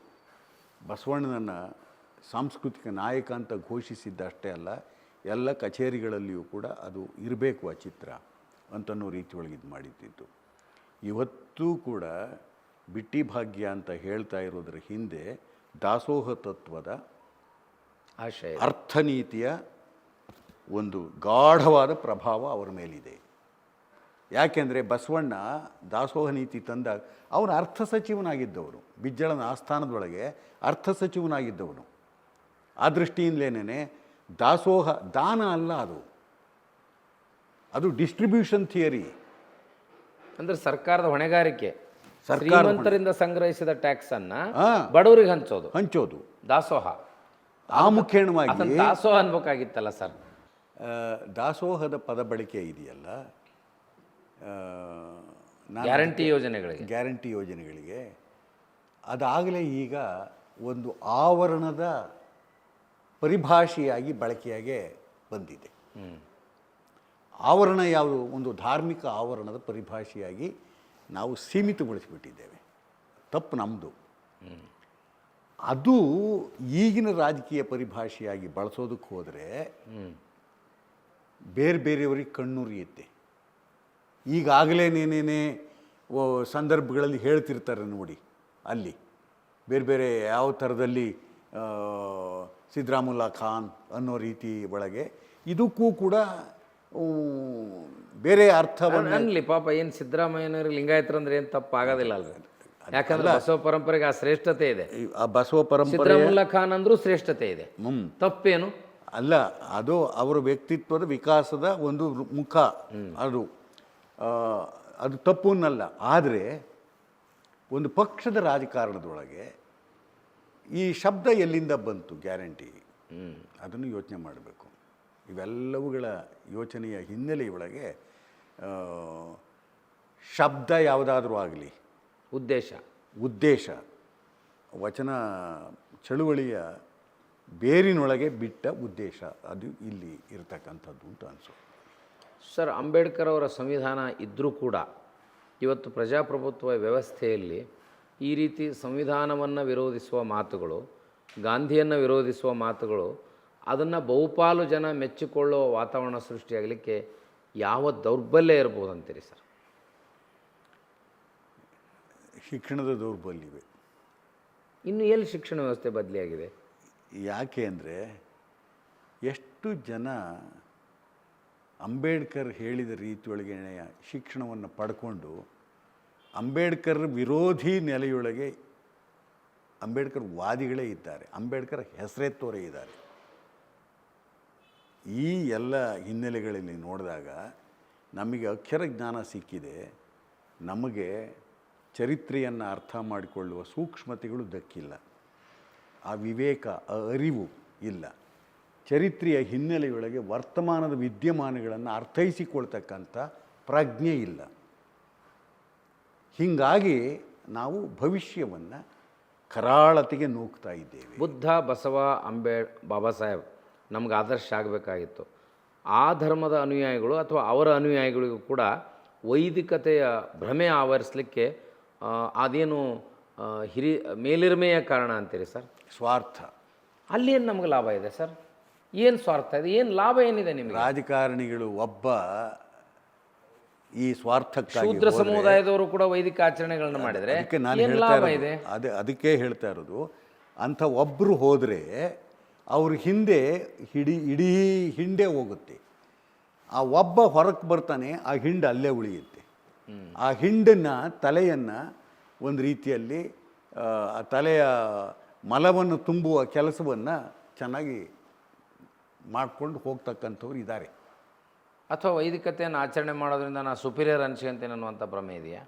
ಅದು ಇರ್ಬೋದು. ಶೂದ್ರ ಶಕ್ತಿಗಳಿಗೆ ಸ್ಯಾನ್ಸ್ಕ್ರಿಟೈಸೇಷನ್ ಅಂಡ್ ಹೇಳ್ತಾರಲ್ಲ MN ಶ್ರೀನಿವಾಸು, ಆ ಅಂಶವನ್ನು ಕೂಡ ನಾವು ಗಮನಿಸಬಹುದು ಅನಿಸುತ್ತೆ. ಇವತ್ತು ಮುಖ್ಯವಾಗಿ ಬಸವ, ಬುದ್ಧ, ಅಂಬೇಡ್ಕರ್ ವಾದಿಗಳು ಇವತ್ತು ಒಂದು ಆಚರಣೆ, ಮದುವೆ ಹಿಂದೆಲ್ಲ ಮದುವೆಗಳಲ್ಲಿ ಏನು ಮಾಡೋರು, ಸೋಬಾನೆ ಪದ ಹಾಡೋರು. ಸೋಬಾನೆ ಪದ ಒಂದು ರೀತಿಯಲ್ಲಿ ಸೂಕ್ಷ್ಮ ಗಮನಿಸಿದರೆ ಮದುವೆಯ ಆಚರಣೆಯ ಪ್ರತಿಯೊಂದು ವಿಧಿ ವಿಧಾನಗಳನ್ನು ಕೂಡ ವಿವರಿಸುವ ಪದಗಳು ಅವು. ಮಾತೃಭಾಷೆಯೊಳಗೆ ವಿವರಿಸುವ ಪದಗಳು. ಗಂಡಿನ ಸಂಬಂಧ, ಹೆಣ್ಣಿನ ಸಂಬಂಧ, ದಾಂಪತ್ಯ, ಗಂಡಿನ ಅಪ್ಪ, ಹೆಣ್ಣಿನ ಅಪ್ಪ, ತಾಯಿ ಇವ್ರುಗಳೆಲ್ಲರನ್ನೂ ಕೂಡ ಆ ಸಂಬಂಧಾತ್ಮಕ ನೆಲೆಯೊಳಗೆ ಸಂಬೋಧಿಸ್ತಲೇನೇ ಹೆಣ್ಣು ತಾಳಿ ಕಟ್ಟೋದಕ್ಕೆ ಬೇಕಾಗುವ ಹೊತ್ತಿಗೆ ಅಲ್ಲಿ ಅರಿಶಿನ ತೊಳೆಯುವಾಗ ಯಾವುದು, ಸೀರೆ ಉಡಿಕೆ ಮಾಡುವ ಸೀರೆ ಉಡಿಸುವಾಗ ಯಾವುದು, ಇದೆಲ್ಲ ಆಚರಣೆಗಳು ಇದ್ವು. ಅವು ಒಂದು ಅರ್ಥ ಇತ್ತು, ಆಚರಣೆಗೆ ಅರಿವಿತ್ತು. ಈಗ ಎಷ್ಟು ಜನ ಸೋಬಾನೆ ಪದಗಳನ್ನು ಹಾಡೋರಿದ್ದಾರೆ. ಕಾಲಾಯ ತಸ್ಮೈ ನಮಃ ಅಂತ ಅನ್ನೋ ರೀತಿ ಒಳಗೆ ಬದಲಾಗಿದೆ ಅಂತ ಅನ್ನಬಹುದು. ಆದರೆ ನಾಶ ಆಗಬಾರ್ದಲ್ಲ ಸರ್. ಎಂಥೆಂಥವನೋ ಉಳಿಸ್ಕೊಂಡವ್ರಿಗೆ ಈ ಅರ್ಥಪೂರ್ಣ ಆಚರಣೆಯನ್ನು ಉಳಿಸ್ಕೊಳ್ಳೋಕ್ಕಾಗಲಿಲ್ಲ. ಇಲ್ಲಿಗೆ ಯಾರನ್ನೋ ಒಬ್ಬನ್ನ, ಇಡೀ ಸಮುದಾಯಕ್ಕೆ ಸಂಬಂಧಪಡದೇ ಇದ್ದವನನ್ನು ತಂದು ಕೂರಿಸಿ ಗೊತ್ತಿಲ್ಲದ ಭಾಷೆಯನ್ನು ಕೇಳ್ತಾ ತಾಳಿ ಕಟ್ಟಿಸ್ತಾರೆ. ಸರ್, ಅದು ಬಸವ ತತ್ವ ಅನುಯಾಯಿಗಳ ಲಿಂಗಾಯತರ ಸ್ಥಿತಿನೂ ಹಾಗೆ ಆಗಿದೆ. ಇಲ್ಲಿ ನೀವು ಹೇಳುವ ತಳ ಸಮುದಾಯದ ಸ್ಥಿತಿನೂ ಹಾಗೆ ಆಗಿದೆ. ಇದು ಸ್ಯಾನ್ಸ್ಕ್ರಿಟೈಸೇಷನ್. ಅದು ನೋಡಿ ಎಲ್ಲಿಂದ ಇತ್ತು? ಕಲ್ಯಾಣ ಮಹೋತ್ಸವದ ಕಾನ್ಸೆಪ್ಟ್ ಇತ್ತಲ್ಲ, ವಚನಗಳಲ್ಲಿ ಬೋಧನೆ, ವಚನಗಳ ಮಂತ್ರೋಪದೇಶ, ಮುಂದೆ ಕುವೆಂಪು ಅವರ ಮಂತ್ರಮಾಂಗಲ್ಯ, ಇದರೆಲ್ಲ ಪರಿಕಲ್ಪನೆ ಒಂದೇ. ಈ ವೈದಿಕತೆ ಮತ್ತು ಸ್ಯಾನ್ಸ್ಕ್ರಿಟೈಸೇಷನ್ ಅಪಾಯ ನಮ್ಮ ಸಂಸ್ಕಾರವನ್ನು ಹಾಳು ಮಾಡ್ತು, ಜೊತೆಗೆ ನಮ್ಮ ಆಲೋಚನಾ ಕ್ರಮವನ್ನು ಹಾಳು ಮಾಡಿ. ಅದಕ್ಕೇನೆ ಅಂಬೇಡ್ಕರ್ ಹೇಳಿದ ಮಾತು ಇದೆಯಲ್ಲ, ಶಿಕ್ಷಣ, ಸಂಘಟನೆ, ಹೋರಾಟ, ಈ ಮಾತುಗಳು ಮೂರೂ ಪರಸ್ಪರ ಸಂಬಂಧ ಇದ್ದಂಥವುಗಳು. ವಿವೇಕದಲ್ಲಿ ವ್ಯಕ್ತಿಗೆ ದೊರಕುವ ಶಿಕ್ಷಣವನ್ನು ಕುರಿತು ಹೇಳಿದ್ದಿದ್ದು. ನಮ್ಮ ಶಿಕ್ಷಣ ಅಂಬೇಡ್ಕರ್ ನಿರೀಕ್ಷಿಸಿದ ಶಿಕ್ಷಣವಾಗಿ ಉಳಿದಿಲ್ಲ. ವಿಷಯ ಜ್ಞಾನ ತುಂಬ್ತಾ ಇದ್ದೇವೆ. ನೀವು ಹೇಳಿದ್ರಿ ಶಿಕ್ಷಣ ಸರಿ ಇಲ್ಲ ಅಂತ. ವಿಷಯ ಜ್ಞಾನ ತುಂಬ್ತಾ ಇದ್ದೇವೆಯೇ ಹೊರತು ನಾವು ಅವರನ್ನು ಸುಸಂಸ್ಕೃತರನ್ನಾಗಿಸುವ, ಮನುಷ್ಯರನ್ನಾಗಿಸುವ ಒಂದು ನೈತಿಕ ಶಿಕ್ಷಣವನ್ನು ಕೊಡುವ ವ್ಯವಸ್ಥೆ ಇಲ್ಲ. ಚರಿತ್ರೆ, ತಿರುಚಿದ ಚರಿತ್ರೆ ಹೇಳ್ತೀವಿ, ಪುರಾಣ, ಭ್ರಷ್ಟಗೊಂಡ ಪುರಾಣ ಹೇಳ್ತಾ ಇದ್ದೇವೆ. ಯಾಕೆ ಅಂತಂತಂದರೆ ಪುರಾಣದ ವ್ಯಾಖ್ಯೆ ನಿಜವಾದ ಮಾನವೀಯ ನೆಲೆಯಲ್ಲಿ ಮಾಡ್ತಾ ಹೋಯಿತು ಅಂತಂದರೆ ಮನುಷ್ಯ ಸಂಬಂಧಗಳ ದೌರ್ಬಲ್ಯಗಳೆಲ್ಲ ಅರ್ಥವಾಗ್ತಾ ಹೋಗ್ತವೆ. ಅದು ಬಿಟ್ಟು ಅಲ್ಲಿ ನಡೆಯೋದೇ ಒಂದು ಅದಕ್ಕೆ ವಿರುದ್ಧವಾದ ರೀತಿಯ ತತ್ವವನ್ನು ಅಲ್ಲಿ ಆರೋಪಿಸಿ ಹೇಳೋದಕ್ಕೆ ಹೋದರೆ ಯಾವ ಅರ್ಥ ಬರುತ್ತೆ ಪುರಾಣಕ್ಕೆ? ಈ ಎಲ್ಲ ಹಿನ್ನೆಲೆಯಲ್ಲಿ ಯೋಚನೆ ಮಾಡಬೇಕು. ನಾವು ಯೋಚನೆ ಮಾಡಿದಾಗ ಶಿಕ್ಷಣ ನಮ್ಮನ್ನು ಸಂಘಟಿತವಾಗೋದಕ್ಕೆ ಬಿಡ್ತಾ ಇಲ್ಲ. ಸಂಘಟನೆ ಒಂದು ಹೋರಾಟದ ಸ್ವರೂಪವನ್ನು ಪಡ್ಕೊಳ್ತಿಲ್ಲ. ಎಲ್ಲವೂ ಕೂಡ ವ್ಯಕ್ತಿಗತ ನೆಲೆಯೊಳಗಿನ ಸ್ವಾರ್ಥಕ್ಕೆ, ಆ ಸ್ವಾರ್ಥದ ಮೂಲದ ಇಡೀ ಸಮುದಾಯದ ಅಜ್ಞಾನಕ್ಕೆ ಕಾರಣವಾಗಿದೆ. ಒಬ್ಬ ರಾಜಕಾರಣಿ, ಒಬ್ಬ ಧರ್ಮಗುರು ಸ್ವಾರ್ಥಿಯಾದರೆ ಅವನ ಸುತ್ತ ಹಿಂಬಾಲಕರೆಲ್ಲರೂ ಕೂಡ ಅಜ್ಞಾನಿಗಳಾಗ್ತಾರೆ. ಅಂಥ ವಾತಾವರಣ ನಮ್ಮ ನಡುವೆ ಇದೆ. ಸರ್, ಈಗ ತಾವು ಇಷ್ಟೆಲ್ಲ ವೈಚಾರಿಕತೆಯ ಮನೋಧರ್ಮ ಮಾನವೀಯತೆ ಮಧ್ಯೆ ಇತ್ತೀಚೆಗೆ ಇಡೀ ಅನುಭವ ಮಂಟಪದ ಚಿತ್ರಣವನ್ನು ಇಟ್ಟುಕೊಂಡು ಒಂದು ನಾಟಕವನ್ನು ಬರೆದ್ರಿ. ಆ ನಾಟಕದ ಆಶಯ ಏನು, ಅದು ಯಾವ ರೀತಿ ಪ್ರದರ್ಶನಕ್ಕೆ ಬಂದು ಸಮಾಜದ ಪರಿವರ್ತನೆಗೆ ರಂಗಭೂಮಿ ನಾಟಕ ಕಾರಣ ಆಗ್ಬೋದು ಅಂತ ನಿಮ್ಗೆ ಅನಿಸ್ತದೆ? ಪ್ರಭಾವಿ ಮಾಧ್ಯಮ ನಾಟಕ, ಸಿನಿಮಾ, ಧಾರಾವಾಹಿ ಈ ಹಿನ್ನೆಲೆಯಲ್ಲಿ ಸರ್. ನನಗೆ ನೀವು ಬಂದಿದ್ರಿ ಗೋವಾಕ್ಕೆ. ಆ ಗೋವಾದಲ್ಲಿ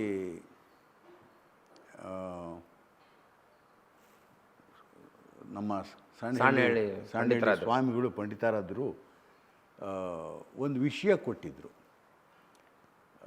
ಲಿಂಗಾಯತ ಧರ್ಮ ಸಂವಿಧಾನ ಮಾನ್ಯತೆ, ಅದ್ರ ಬಗ್ಗೆ ಮಾತಾಡಿ ಅಂತಂದು. ನಾನು ಸಹಜವಾಗಿ ಹುಡುಕ್ತಾ ಹೋದಂತೆ ನನಗೆ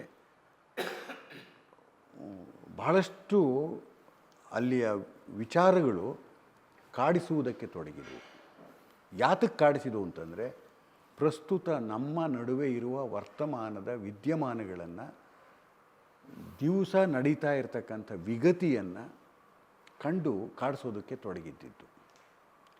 ಅದರ ಪರಿಣಾಮವಾಗಿ ಅವರೇನು ಹೇಳಿದರು, ಒಂದು ಲೇಖನ ಮಾಡಿಕೊಡಿ ಅಂದರು. ಲೇಖನ ಮಾಡಿಕೊಡಿ ಅಂತಂದ ಇದರ ಹಿನ್ನೆಲೆ ಒಳಗೆ ನನಗೆ ಇದ್ದಕ್ಕಿದ್ದ ಹಾಗೇನೆ ಆಮೇಲೆ ಒಂದು ನಾಟಕ ಮಾಡಿಬಿಡಿ ಇದನ್ನೇ ಅಂದರು ಸ್ವಾಮಿಗಳು. ಅವರು ಹೇಳಿದ 4 ದಿವಸಕ್ಕೆ, ಗೋವಾದಿಂದ ಬಂದಮೇಲೆ ಬರೆದ ನಾಟಕ ಸರ್, ಬಂದಮೇಲೆ 4 ದಿವಸಕ್ಕೆ ನನಗೆ ಈ ನಾಟಕ ಬರೆದೆ. ಜಸ್ಟ್ 4 ಡೇಸ್ ನಾನು ಅದಕ್ಕೆ ತೊಗೊಂಡಿದ್ದು. ಯಾಕೆ ಅಂತಂದರೆ, ಒಂದು ರೀತಿ ಅಯಾಚಿತವಾಗಿ ನನ್ನೊಳಗೆ ಹುಟ್ಟುತ್ತಾ ಹೋಯಿತು. ಅದು ಅನುಭವ ಮಂಟಪ ಅಲ್ಲ, ಅದು ಮಹಾಮನೆ. ಆ ನಾಟಕದ ಹೆಸರೇ ಮಹಾಮನೆ. ಯಾಕೆ ಅಂದರೆ, ಇಡೀ ದೇಶದ ಚರಿತ್ರೆಯನ್ನು, ವರ್ತಮಾನವನ್ನು ನೋಡ್ಕೊಂಡು ಬಂದರೆ ಮಹಾಮನೆ ಒಂದೇ. ಅದು 12ನೇ ಶತಮಾನದೊಳಗೆ ಈ ನೆಲದೊಳಗೆ ಹುಟ್ಟಿದ್ದು ಮಹಾಮನೆ. ಬಸವಣ್ಣವ್ರು ಹೇಳ್ತಾರ, ಇವನಾರವನೆಂದೆನಿಸದಿರಯ್ಯ, ಇವನಮ್ಮವ ಎಂದೆನಿಸಯ್ಯ, ಕೂಡಲ ಸಂಗನ ಮನೆಯ ಮಗನೆಂದೆನಿಸಯ್ಯ, ನಿಮ್ಮ ಮನೆಯ ಮಗನೆಂದೆನಿಸಯ್ಯ ಅಂತನ್ನೋದಿದೆಯಲ್ಲ. ಮನೆಯ ಮಗನೆಂದೆನಿಸುವ ಒಂದು ಪ್ರಜ್ಞೆಯೊಳಗೆ ಎಲ್ಲರನ್ನೂ ಕೂಡ, ಕೂಡಲ ಸಂಗನ ಎಲ್ಲರನ್ನೂ ಕೂಡ ಒಳಗೊಂಡ ಒಂದು ಮನೆ ಇದ್ದರೆ ಇವತ್ತು ಕೂಡ ಅದು. ಹಿಂದೆ ಒಂದು ಮನೆ ಕಲ್ಪನೆ ನೋಡಿ, ಚಾತುರ್ವರ್ಣ ವ್ಯವಸ್ಥೆಯ ಹಿಂದೆ ಏನು ಇಂದೂ ಕೂಡ ಎಷ್ಟರ ಮಟ್ಟಿಗೆ ಅಸ್ಪೃಶ್ಯ ಎಲ್ಲಿ ನಿಲ್ಲಬೇಕು, ಸಿಟ್ಔಟ್ ಶೂದ್ರ ಎಲ್ಲಿರಬೇಕು, ಚಪ್ಪಲಿ ಯಾರು ಎಲ್ಲಿ ಬಿಡಬೇಕು, ಚಪ್ಪಲಿ ಮೆಟ್ಗಳದೇ ಇರೋರು ಯಾರು ಎಲ್ಲಿರಬೇಕು, ಈ ಎಲ್ಲ ಸ್ಥಿತಿಗಳನ್ನು ನೋಡ್ಕೊಂಡು ಬಂದರೆ ಮನೆಯ ಅಡುಗೆ ಕೋಣೆ ಇದೆಯಲ್ಲ, ಅಡುಗೆ ಕೋಣೆಗೆ ಎಷ್ಟು ಜನಕ್ಕೆ ಪ್ರವೇಶವಿರುತ್ತೆ, ಈ ಎಲ್ಲ ಒಡೆದಾಳುವ, ಹೊರಗಿಡುವ ಒಂದು ಸ್ಥಿತಿ ನೋಡಿದಾಗ, ನನಗೆ ನೆನಪಿಸ್ಕೊಂಡಾಗ ಬಸವ ಪ್ರಜ್ಞೆಯ ಪ್ರತೀಕವಾಗಿ ಮಹಾಮನೆ ನನಗೆ ಕಂಡದ್ದು.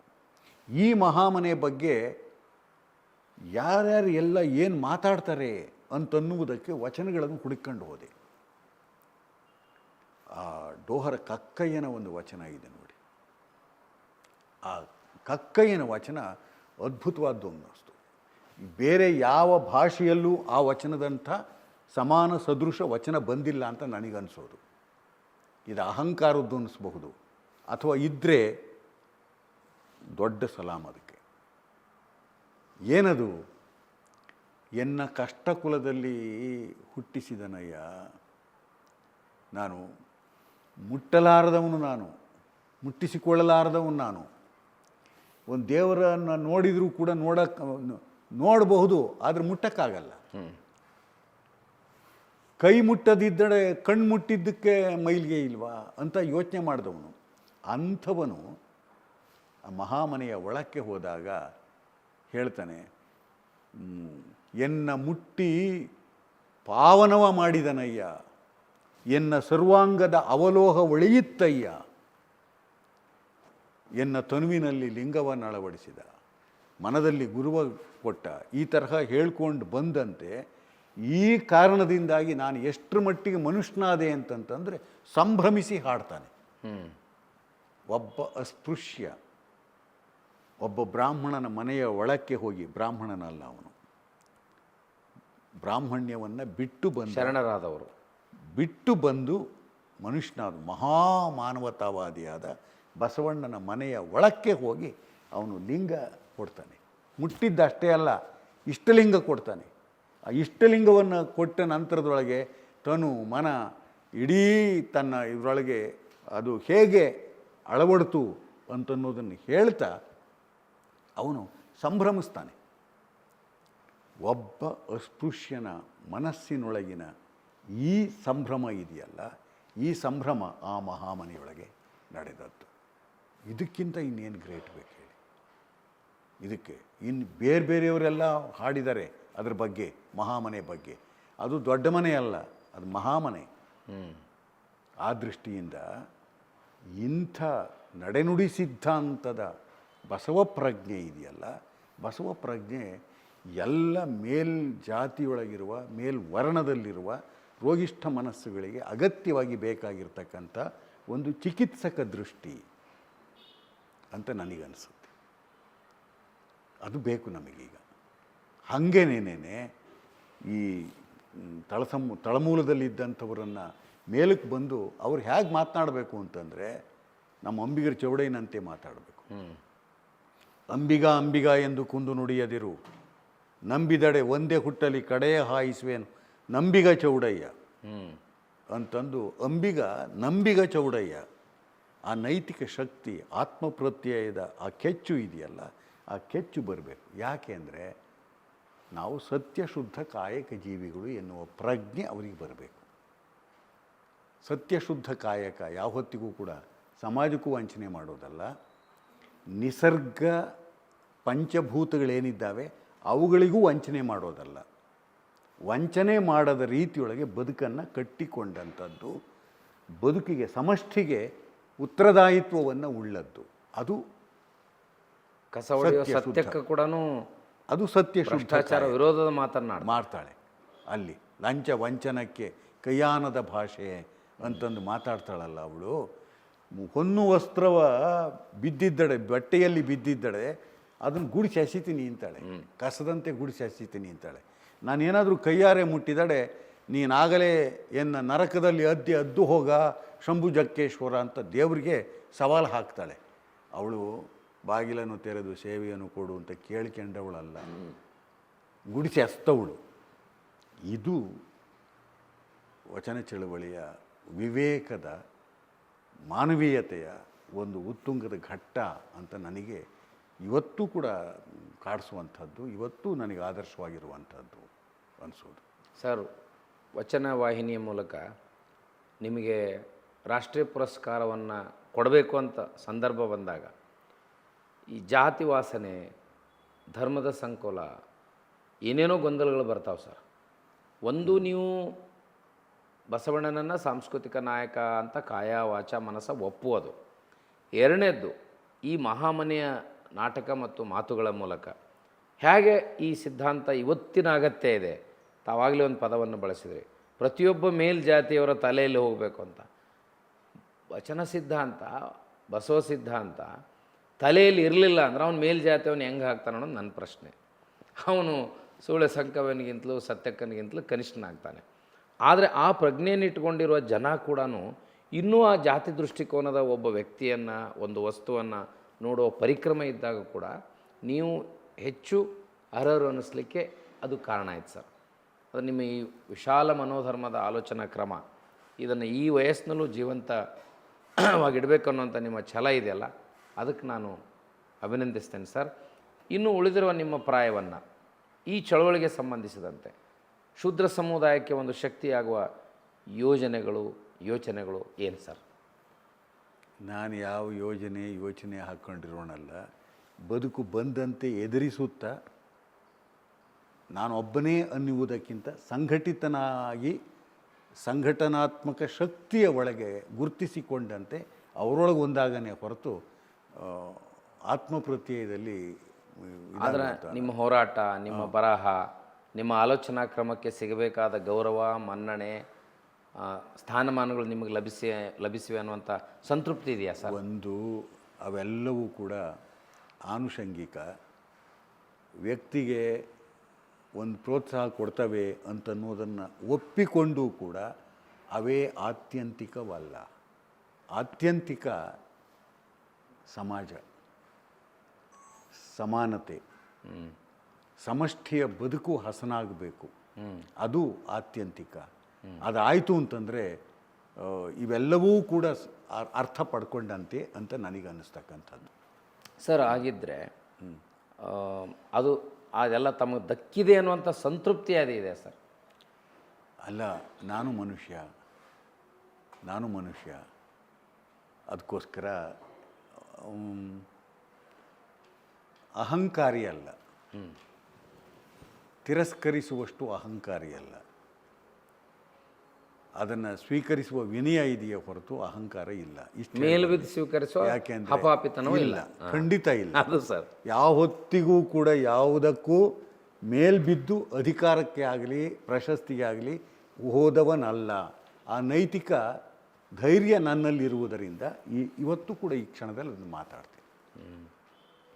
ಸರ್, ಇವತ್ತು ಮನಸ್ಸುಗಳು, ಮೆದುಳು ಕಸವಾದಾಗ ಈ ರೀತಿ ಆರೋಗ್ಯಪೂರ್ಣ ಜಾತಿ, ಧರ್ಮ, ಭಿನ್ನತೆಯನ್ನು ಇಟ್ಟುಕೊಂಡು ಆಲೋಚಿಸುವಂಥ ಕೆಲವು ವ್ಯಕ್ತಿಗಳಲ್ಲಿ ತಾವು ಅನ್ನೋದನ್ನು ವಚನವಾಹಿನಿ ಮತ್ತೆ ಮತ್ತೆ ಸಮಾಜಕ್ಕೆ ನೆನಪು ಮಾಡಿಕೊಟ್ಟಿದೆ. ವಚನ ಟಿ ವಿ ಇವತ್ತು ಇನ್ನೂ ವಿಸ್ತೃತವಾಗಿ ಅನೇಕ ಮಹತ್ವದ ವಿಷಯಗಳನ್ನು ನೀವು ನಮ್ಮೊಂದಿಗೆ ಹಂಚಿಕೊಂಡ್ರಿ. ಮತ್ತೊಮ್ಮೆ ವಚನ ಟಿ ವಿ ಪರವಾಗಿ ರಾಷ್ಟ್ರೀಯ ಪುರಸ್ಕಾರಕ್ಕಾಗಿ ನಿಮ್ಮನ್ನು ಅಭಿನಂದಿಸ್ತಾ, ಈ ಮಾತುಗಳ ಮೂಲಕ ಹೊಸ ತಲೆಮಾರಿಗೆ ಇನ್ನೂ ಶಕ್ತಿ ತುಂಬಲಿ ಅಂತ ಆಶಿಸಿ ಅಭಿನಂದಿಸ್ತೇನೆ ಸರ್. ನಮಸ್ತೆ. ನನಗೆ ನಮ್ಮ ಬದುಕನ್ನು ಪ್ರೀತಿಸುವ ಜಾನಪದ ಜಗತ್ತು ಜೊತೆಗೆ ಕಲ್ಯಾಣವನ್ನು ಹಾರೈಸಿದ, ಸರ್ವರ ಕಲ್ಯಾಣವನ್ನು ಹಾರೈಸಿದ ವಚನ ಚಳುವಳಿ ಇದೆಯಲ್ಲ, ವಚನ ಚಳುವಳಿಗೆ, ಆ ಮಹಾಂತರಗಳಿಗೆ ಇದನ್ನು ನಾನು ಸಮರ್ಪಿಸ್ತೇನೆ.